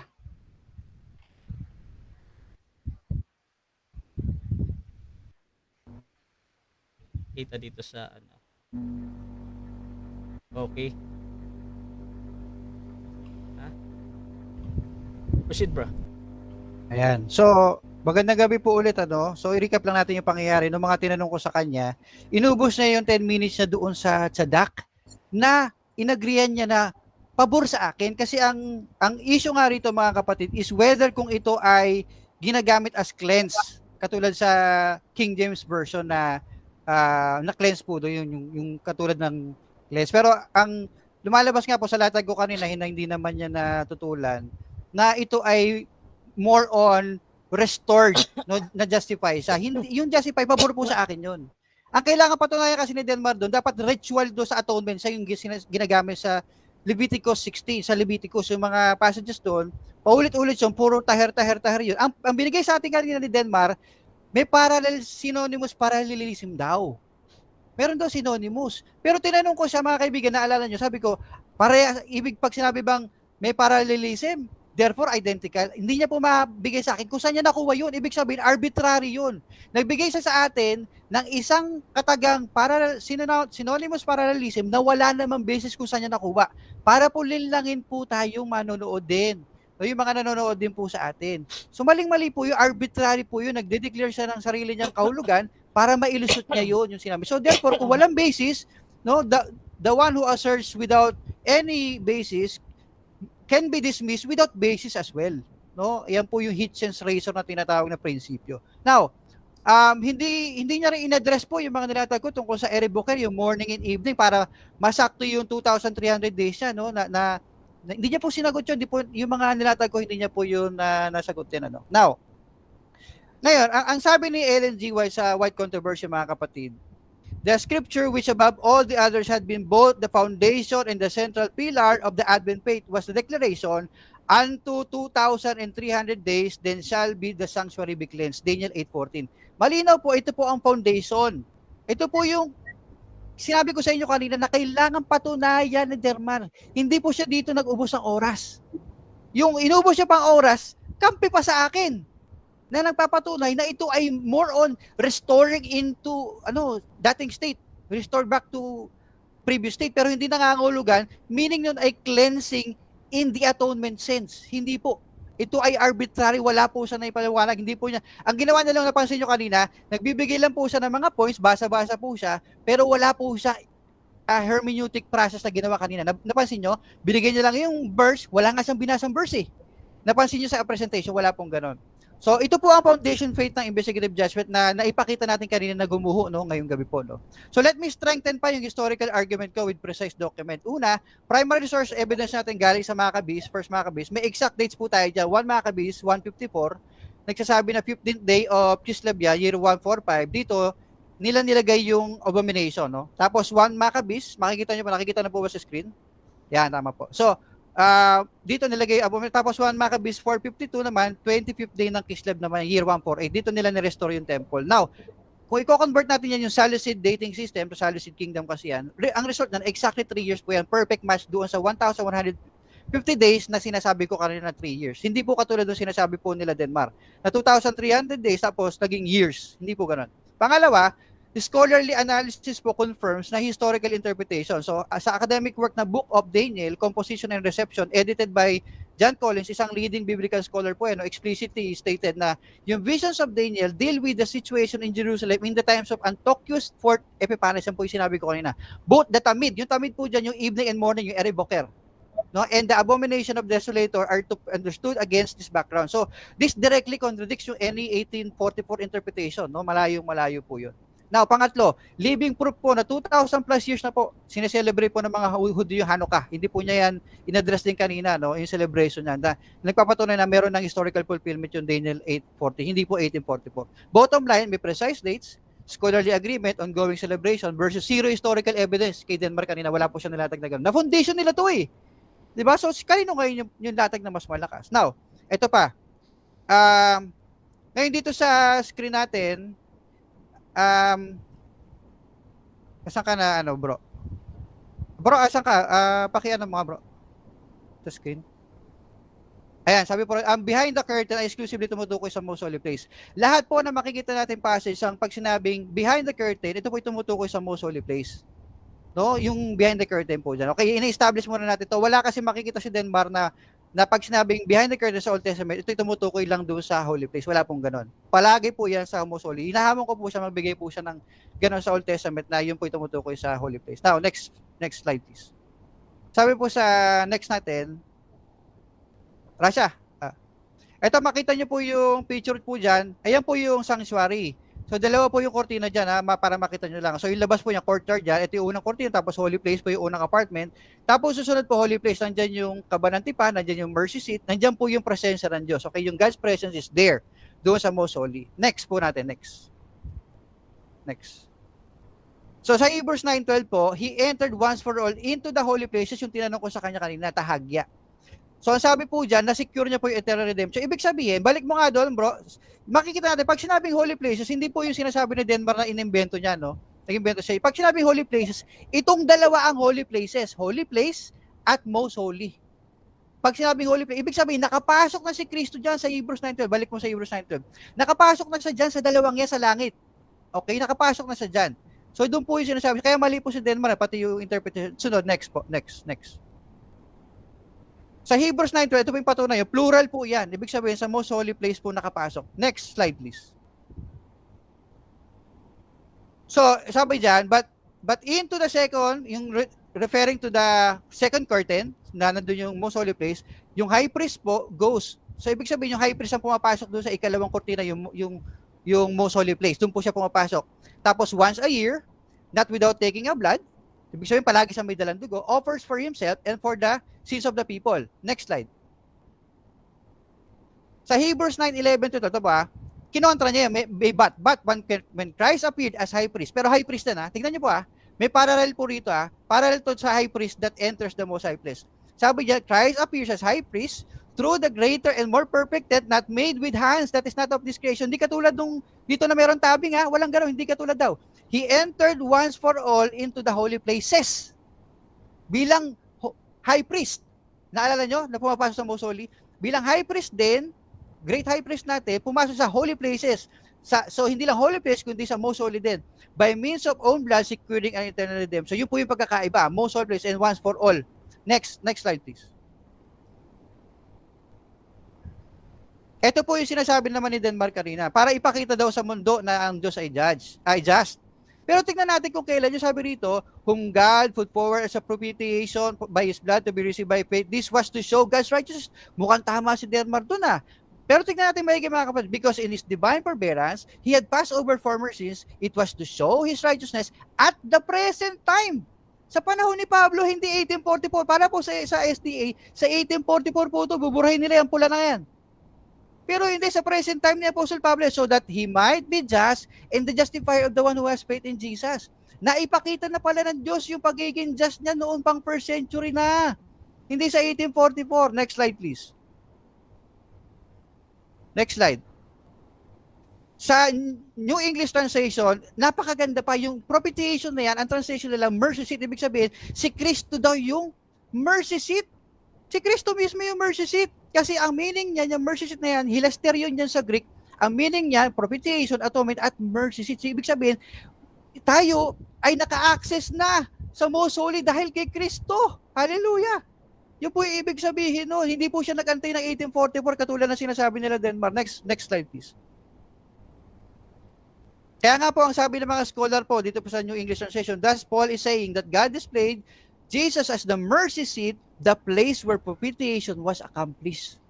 Kay Kristo po yun. Next slide please.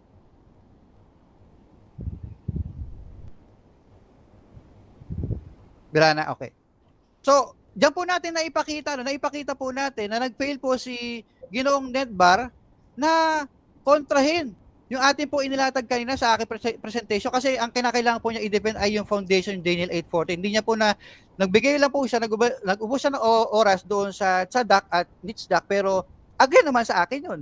Kailangan niya patunayan kasi doon na ginamit yung taher kasi hindi yung ginamit Ang ginagawa niya, synonymous lang daw, pero tinanong ko siya, hindi naman identical yung synonymous.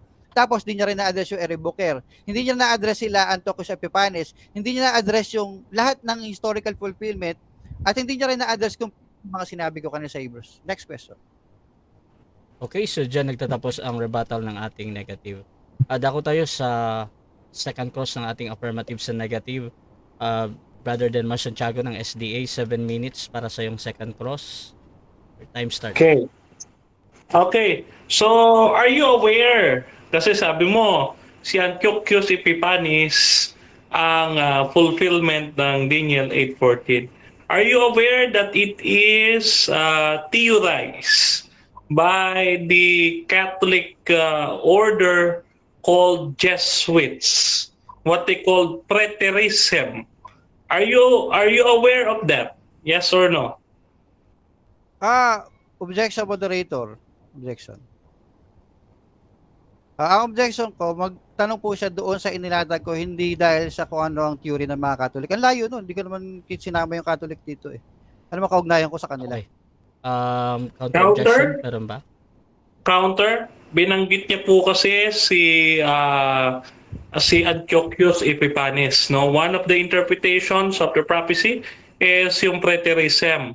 So, ginamit yung preterism. So, I am asking or questioning the negative side about his awareness doon sa historical approach ng preterism. Okay, so sa akin tinatanggap ko yan at pasok yan sa na papasok naman sa pinag-uusapan, Robert. So pwede kang sumagot ng 10 seconds or doon sa 20 seconds. Hindi ko nga po nilatag, moderator para sa iyo, pasok sa? Oo. Okay, 10 seconds ako. Sige. Proceed. Okay, so hindi ko nga po siya inilatag, wala naman ako ugnayan sa mga Catholic. So I think mas ma-appreciate ko kung magtanong siya doon sa inilatag ko talaga. Next question. Next question. Okay, so hindi ka aware na yung preterism interpretation of the prophecy is originated to Jesuits. So hindi mo alam, yes or no? Objection, moderator, again. Okay, objection. Same objection, hindi ko sinasabing hindi ko alam. It's just that hindi yan wala yang kaugnayan sa latag ko. Wala kaugnayan Catholic, wala kaugnayan ng mga ibang relihiyon. Ang pinag-uusapan natin is whether or not investigative judgment is biblical. So doon ka Okay. magtanong. Bro Denmar, counter objection. Counter objection, Mr. Moderator. Okay. Ang counter objection ko ganito, ang tanong ko po ay categorical. It's either mag-pass siya or mag 10 seconds lang siya kung hindi niya sasagutin. Okay, so same judgment dito mga kapatid. Niisip Okay, ko 10 pa din yon na pasok sa pinag-uusapan at I think perong gustong i-ano yung ating affirmative dun sa kanyang tanong. At nadinig ko din na 10 seconds yung isasagot. Proceed Yes, ka. same judgment mo, di ba, moderator? Proceed. Okay. Same lang din. Hindi ko po siya, wala pong kaugnayan ng Catholic theory dito. Kahit kanina pang, kahit kanina theory, wala pong kaugnayan dyan. Mas mag-address po siya doon sa mga nilatag ko. Next question. Okay, iwanan kita dyan. Dito sa tsadak, yung word na tsadak. So, dito sa word na tsadak, you don't take it literally, right? So, pag sinabing tsadak, it is to justify, to cleanse. Tama ba? Yes or no? Hindi po ako agree doon sa, no. Hindi po ako agree doon sa cleansing. Agree po ako doon sa justify. So, hindi ko po alam kung alin po talaga yung tinatanong mo sa dalawa. Pero yun po yung sagot ko. Next question. Okay. So, kung agree ka doon sa definition na justify, okay, kung agree ka doon sa justify, saan pong setting yung justify na binabanggit po ninyo? Saan pong setting yan? Ay, madali lang. Mukhang hindi ka nakinig sa presentation ko kanina, Ginoong Santiago. Doon po sa nung nag-revolt po si Judas Maccabeus po, nirestore niya po yun sa dati. Restored to the right state. Sa ESB po, basahin niyo po. Yun po ilatag ko, mukhang hindi ka nakinig kanina. Next question. Okay. So, next question. Kung hindi siya literal, it may be a spiritual justification. Gaya nito, no? Na pinakikita ko Objection, sa... moderator. Wala po akong sinasagot sa kanya kung literal o figurative. Wala po akong ganun. Binibigyan niya po ako ng isang bagay na hindi ko sinasabi. Okay, affirmative. Counter, Meron ba counter. counter? Okay, proceed. Oo, counter. Hindi ko pa nabubuo yung tanong ko at wala akong pinabanggit na figurative, Mr. Moderator. Okay, so Pero po, moderator, literal sabi niya. Okay. So ganito. Again, ang judgment ko dito, any observation dun sa nagtatanong, kahit pa nagsasabi siya ng totoo or nagsisinungaling siya dito, tinatanggap ko pa din yun as a valid question ha. So, kahit para sa kabila ay hindi mo sinabi yun. Bro, then, proceed ka bro Okay. continue ka bro sa pagtatanong. Time issue. Agree ka ba na ang definition ng tsadak, no? Ang definition ng tsadak ay to be justified in one's plea by witnesses by acquittal. Agree ka ba diyan sa definition ng tsadak na yan na binanggit ko? Yes or no? Clarification, moderator. Time stop, clarification. Proceed. Gusto ko pa malaman, ano pong dictionary niya po yan nakuha? Okay, ito po. Ito Ika-clarify po. ba? Ito po, ika-clarify po. Ito po. Proceed. The New Brown, Driver, Briggs, and Gesenius Hebrew and English Lexicon. Yan po yung aking gamit po. Okay. Brother Negative, pwede ka nang sumagot? Hindi, gusto ko kasi malaman kung legit ba yung dictionary niya eh. O basta yun lang yung sinasabi niya, yung hinanap mo na dictionary. Sige, paki-proceed, paki-ulit ang tanong. Okay, Ginoong pa ulit. Santiago. Okay, time stop ulitin ko.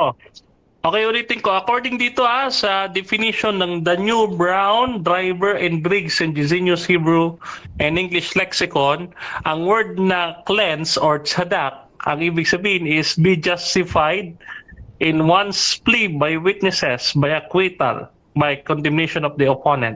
Agree ka ba dyan? Yes or no? Disagree po ako kung ito ay kaugnay po sa Daniel 8:40 kasi ang malinaw po rito, ang sabi po shall be restored to its rightful state. Hindi po cleansing, ito po ay rightful state. Restored to its rightful state. Next question. Okay. So disagree ka dito na number 2 definition niya is to be justified. So disagree ka dito. Kino-confirm ko lang ulit. Yes or no? Iba po yung tanong mo ngayon, yung justified, agree po ako dyan kasi ang meaning po ng justified na yan ay sa ESB nga na restored to its rightful state. Hindi po yan yung cleansing na meaning ay atonement. Next question. So to be justified in one's plea by witnesses by acquittal. So it is settled in a courtroom or in a trial. Yes or no? Disagree ako na no, hindi po yan yung tinutukoy sa Daniel 8:14 kasi ang tinutukoy po rito ay yung shall be restored to its rightful state na ginawa po ni Judas Maccabeus. Next question. Okay. Next question. Okay, next question. Okay. Kini-question mo etong ating analytic concordance of the Bible, yung synonymous pa rin. So, aware ka ba doon sa Hebrew poetry? Aware ka ba doon? Yes or no? Clarification mo dito. Napakarami ng Hebrew tukuyin. Okay. Just example, sige, clarify ko po. Clarify ko po. Yan. Okay. For example, Psalms chapter 19. Clean, tahor, enduring forever. The commandments of the Lord are true. Tzadak, all. So ano po yun? Yun lang yung So, clarification. aware ka ba sa Hebrew 3 na merong synonymism? Creator. Ganun pa rin. Kalasi pa rin siya. Patunayan niya mo nga muna na meron nga muna ng synonymous parallelism. Kanya nga ako ng basis. Kapag nagtatanong, saan mo nakuha yan? Ibigay mo muna na merong synonymous parallelism at ano other definition no, bago mo ko tanungin. Maintindihan yung tanong mo kasi Okay. Counter objection or magre-replace. Okay, counter objection po, Mr. Mo.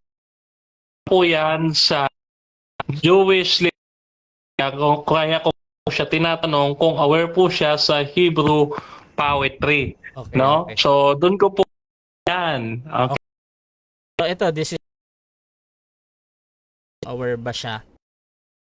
Yung content niya ay even pa ito kabila ay or kung ano observation gagawin moderator. The genre of Psalm. Kailangan mo na patunayan sa yung synonymous parallelism next question. basis siya. Sinabi mo, pakita mo sa akin sa muna ko. Okay. Question ko. So, since this is a popular argument that omniscience, no? So, if God is omniscient, alam na, no? Agree tayo, both we agreeing that God is omniscient. What is the reason that God asking Adam where his Eve, no, doon sa Garden of Eden after the fall? Hindi niya ba alam yun? Sagot. Nung tinanong ng Diyos si Adam na where are you, hindi yung kailangan niya na mag-imbestiga kasi alam niya talaga yung nangyari. Tanong yun para hikayatin si Adam na umamin. Wala namang record book sa Genesis 3. Kaya hindi ito kapareho ng investigative judgment na sinasabi ng SDA na nagsimula pa noong 1844. Kaya maling-mali talaga yan eh. Next question. Okay, so, pero, nagtatanong pa rin siya, nag-iimbestiga pa rin siya at the time. Yes or no? Yes, nagtatanong talaga siya, pero again, not to show that he doesn't know it or nag-iimbestiga siya, kung hindi ito yung pagpapakita nga na alam niya na at iniimbita niya si Adan na umamin. Pero hindi ito yung sinasabi mo na nag-iimbestiga ang Diyos in a literal sense. Kaya mali talaga investigative judgment. Okay, so nag-iimbestiga siya, nag-iimbestiga siya in figurative sense, yes or no? No, I don't see it as investigative in a figurative sense. I see it as omniscience of God in a figurative sense. Next question. Okay, no more question, Mr. Moderator. Baba pa, Okay. oras ah. Okay, so Bakit? Ilan pa ba yung oras? 30 seconds. Ilan pa ba yung oras? Oh, wala na, okay na. 30 Okay na. seconds. So, dyan nagtatapos mga kapatid ang second stage ng ating debate. Siyempre, shoutout muna again sa lahat ng nasa loob ng ating platform. Nandito si Noel Perfecto ng Roman Catholic Church, si Brother Mark Umbao, si Marty Sintino ng Pretty Riz, si Jaime Abalos ng MCGI, Liwa Celebra ng Seventh-day Adventist po ng DSM, Pastor Baler Polanco ng End Time Church, Sister Malu ng In Defense of the Truth, Pastor Rosendo Carino ng Born Again, at Maria Decena, mga kapatid, ng Born Again, kay Robert Villarin ng Roman Catholic Church. Dito din sa ating nasa live, mga kapatid, nandyan si Norberto Beliano Jr. Irwin, napakababaw naman ang unawa mo sa cleansing of the sanctuary. Sino ba ang subject dyan na i-cleanse dyan? Malinaw naman ang halimbawa ng yung Mikipur, Pfizer Rose Cloud. Kailangan ng investigation to see that the judgment of God is fair. Shoutout din kay Maria Desana. Wala talagang palya, Kuya FP. Shoutout din kay Erwin de la Cruz. Inamin na pareho sila ng latag ng shadak ng kalaban niya, na pabor sa kalaban niya. Ha. Shoutout din kay Julius Traya. The sanctuary shall be cleansed. At kay Roderick Balmaceda, wala kasing alam. Shoutout din kay Arnel Cueco, patapusin mo na kasi ang nagtatanong. Shoutout din kay Alfred Esparcia. Di naman pretty si Albert, futurist naman siya. Unnecessary yan, ay nako. Shoutout din dito kay as Jeffrey. Sabi niya born again pala to, kaya mababaw ang explanation. Shoutout din kay Imer Madena o Madenia. Albert Hinkel, naku, simple ng tanong, ano ba ang nagawa mo para ikaw ay hatulan ng Diyos? At Rani Peralta, sabi niya, anong funny doon? At shoutout din kay Gerald Sabala, SDA sektang daghag. Hindi pwedeng abanggitin to. At Papa Jim, best friend, shoutout. Ayan, shoutout kay Norberto. Wow, panalo mo, Bro Denmar, sa mga sagot ng biblical presentation. At sabi ni Erwin de la Cruz, cleansing of the sanctuary, yan doktrina nyo, Denmar, hindi ng believers. Patawa ka. Ayan. At Rani Peralta, panalo pa rin si Albert. Ayan. Maria Decena, reformist ako, Kuya Rasha, hindi born again. So mga kapatid, dako tayo sa final conclusion. Mauna dito ang ating negative. Bilang negatibo sa investigative judgment is biblical. 5 minutes, bro. Albert, your time start now. Mga kapatid, ang tanong natin ngayong gabi ay simple lang. Totoo ba na biblical ang investigative judgment na turo ng SDA? Kasi kung hindi biblical yan, ibig sabihin mali ang foundation ng kaligtasan na na-receive nyo. Ang nakita ko na approach si Ginoong Santiago kanina, no, pinilit niya yung Bible na mag-fit doon sa doctrine nila instead na gumawa ng doctrine based sa Bible. No, yan ang fundamental na pagkakamali eh. Nagbasa lang siya ng mga verse, pero hindi niya ginalaw. Dapat yung Bible sa atin ng katotohanan, hindi tayo ang mag-dictate sa Bible kung doktrina natin. Ano ba ang responsibility ng kapatid natin tonight? Simple lang. Totoo yung Daniel, sa foundation nila, 4 at 7, hindi lang pwedeng interpretation, kundi batay sa evidence. Diyan make sense lahat ng kanina. Affirmatibo, hindi niya na-explain bakit ginamit ni Daniel yung maigi.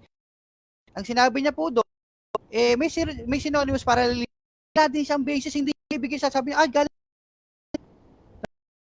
Hindi niya kasi talaga yun. Basta may maisagot sa akin. Wala talagang cleansing doon, kundi nistak po talaga ang ginamit doon, justified ang paggamit po. Hindi niya na-justify kung bakit ginawa niyang years yung days kahit walang biblical basis, yung doon sa evening and morning. Hindi niya ginalaw. Pansin nyo? I-address yung historical na si Epipanes. Ang tinatanong niya lang sa akin, alam mo ba na theory ng Katoliko? Yun lang. Tanong lang siya. Hindi niya na-repute yung clear ng Hebrew sa pumasok na si Jesus sa most holy. Gumawa lang siya ng invento na yun. Wala din solid basis. Mga kapatid, hindi po mali to. Ito ay requirement sa kapatido affirmatibo para ma-prove niya yung case night. Sadly, niya po yung nagawa. However, naging successful po ako sa pagpapatuloy ng doctrine na yan. Ipinakita niya talaga ang interpretive word na her ang na cleansing justified. Kampik sa akin pag justified. Na sinasabi ni Daniel Horn, ang nag-sanctuary, hindi yung mga believers. Pinakita natin na ito sa 167, 164 BC, exact natin. Ito ng Book of Hebrews, yung two-phase ministry niya. Lahat ng ito ay clear sa grammar at yung investigative judgment kasi binaba. Instead na Kristo para sa kasalanan, naging namatay si muna, may exam pa. Si Jesus taya sa akin na walang hanggan. Sentensyan mga kapatid, magkakaroon ka after walang ganun. Tanggol ni Ginoong Sancho, hindi na pero na nag-aalis sa butan. Sa doktrina niya, ang kordero na kasalanan sa langit. Ba't ganun? So, ikaw na nanonood, pumili ka. Investigative judgment na interpretation sa Bible. Aral na masusi ko na may hermeneutic. Pumili ka. Na nagbibigay ng mensahe na nagbibigay ng kasiguraduhan. Sabi ang evidence mismo si Ginoong Santiago na hindi na-stop ng biblical na investigative judgment doctrine. Successfully kung unbiblical ito sa interpretation ng Daniel 18. Kapag burden of proof mo, successfully na defend nyo po evidence, natural, basahin nyo mismo yung sa context niya. Hebrews nang wala assumptions, kapag ginawa nyo, kita nyo yung simple message. By grace, in the complete work, yan ang Biblia. Hindi kailangan ng mga complete na nag-cause ng uncertainty. Investigative judgment, sure, ang ay hindi natatakot na exati ng doctrine na ito at hindi ito kaya ang ay unbiblical.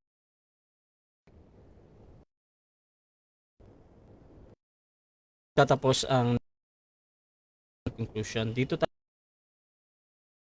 na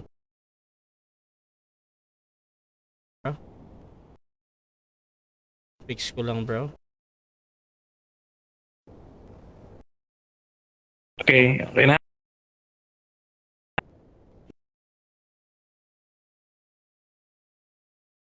Matib sa Okay. investigative.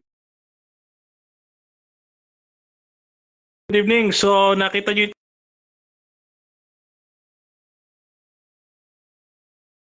nakita natin ito.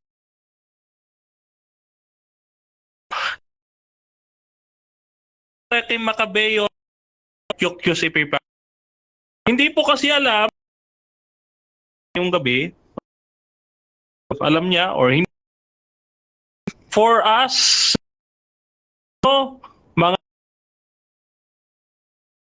ito po yung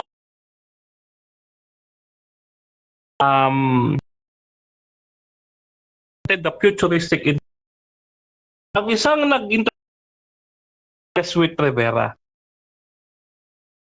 Naman, Jesuit Alcazar, no? Dispensationalist, no? Kung saan yung fall of Jerusalem, pagan Rome in the fourth, but struck the beast on page 7. So, sa Henry of English, part 2, 350 system, no? Futurist ay si Rivera. Kung ito found yan, no? Si Jesuit Alcazar, ang tawag nila dyan, formation. Ipamali ang Inquisition. Kaya ang na hindi siya, no? Ang ginawa nila, no? As by the first certification of the papacy with to counter this, no, mga ilalagay nila yung, no, it's still in the future doon sa paraan kay Antiochus. meron po mga kapatid, spirit of pride, ang kaibigan natin born again. So ngayon, mga kapatid, no, sa so ito mga kapatid, agree siya sa word dito sa ating fundamental beliefs, mga nakalagay din sabi ni Albert, and yan, no? So, the different phases of judgment, no? Yung the cleansing of the restoration, nandito po lahat yan. Explanation ng Daniel and yung sabi natin kanina, nandito po lahat yan sa ating fundamental beliefs. However, hindi nga po talaga aware yung kadibate. Namin yan na ang justify means that is setting trial. No, to justify according dun sa ating definition na ibinigay sa kanya kanina, base dun sa dictionary na ini-present natin. And he agrees with that. No, justify talaga ang ng chat na translate ang King James Version tense. No? So, po ay dinefine ng dictionary na justify. No? So, in order for the saved to be justified, ay nagka-trial in heaven. A witness, indicator na natin doon sa 5 na poste. Therefore, so tayo po ang poste na one question. Ano po ang na yun? Ang Daniel 18, ginamit ito na siya justify. Ang sagot, yes, and I agree. No, doon pa lang, tapos, at kung gagamit siya for, alam naman natin, the Adventist, syempre, pa ng iglesia. So, wala akong ibang sasabihin niya, kundi, no? Therefore, it is able for him to testify for Albert's case. Therefore, na itutol. Okay, guys, po sa inyo lahat.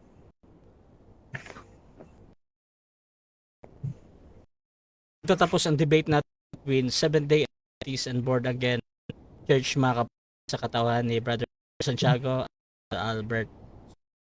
Ang ating live, syempre, yan ang time magpasa ating mga manonood, makakapanood pa nito sa ating Facebook and YouTube channel kung saan man ito mare-review at ma-download, no? So, si Brother Dan. Bro, pasalamat ka muna, bro. Okay, maraming salamat unang-una sa Diyos, no?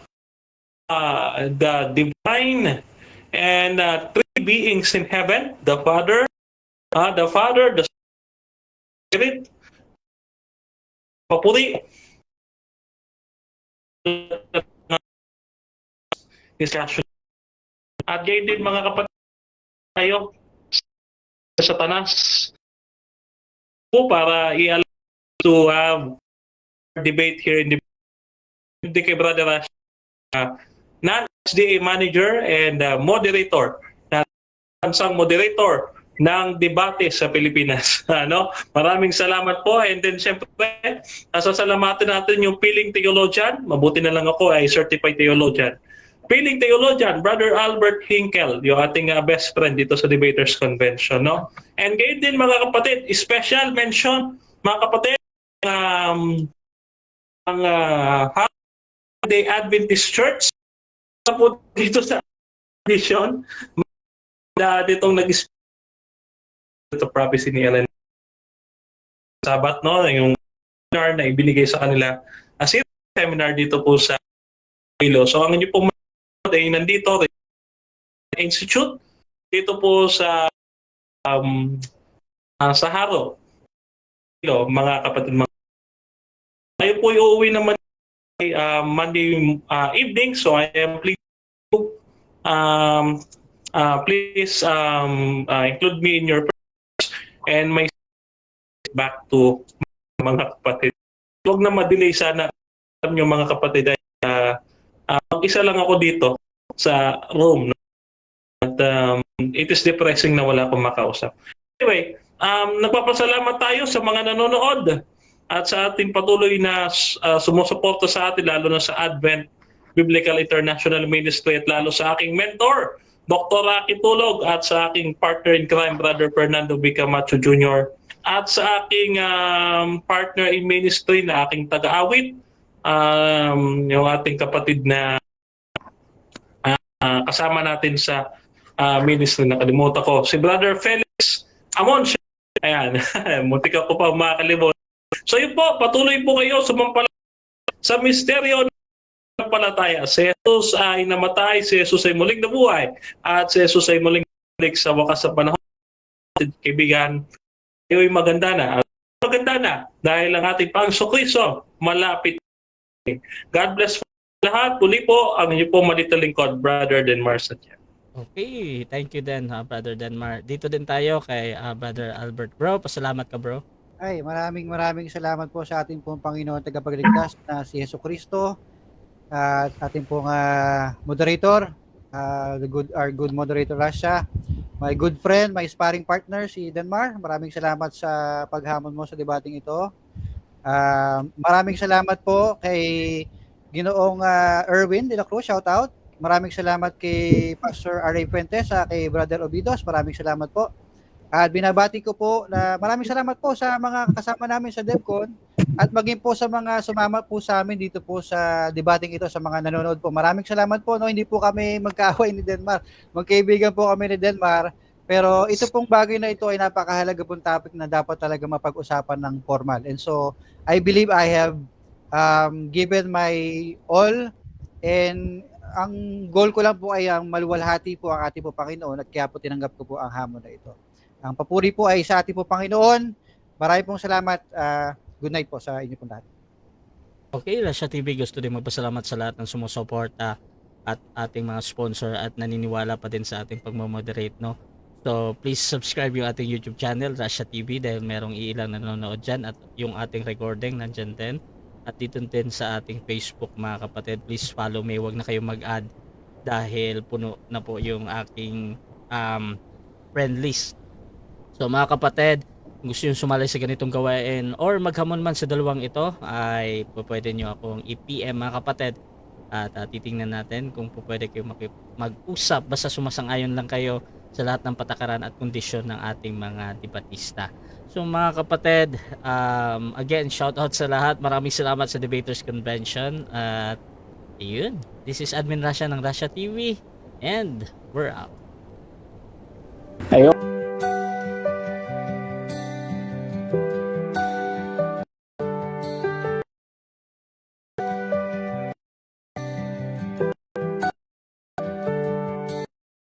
Darkness fades when you are near. Your light breaks through our deepest fear. Make the broken heart rejoice. In you we find our voice. We lift you high above the skies. With every breath our praises rise. Your love, it never fades away. We worship you both night and day.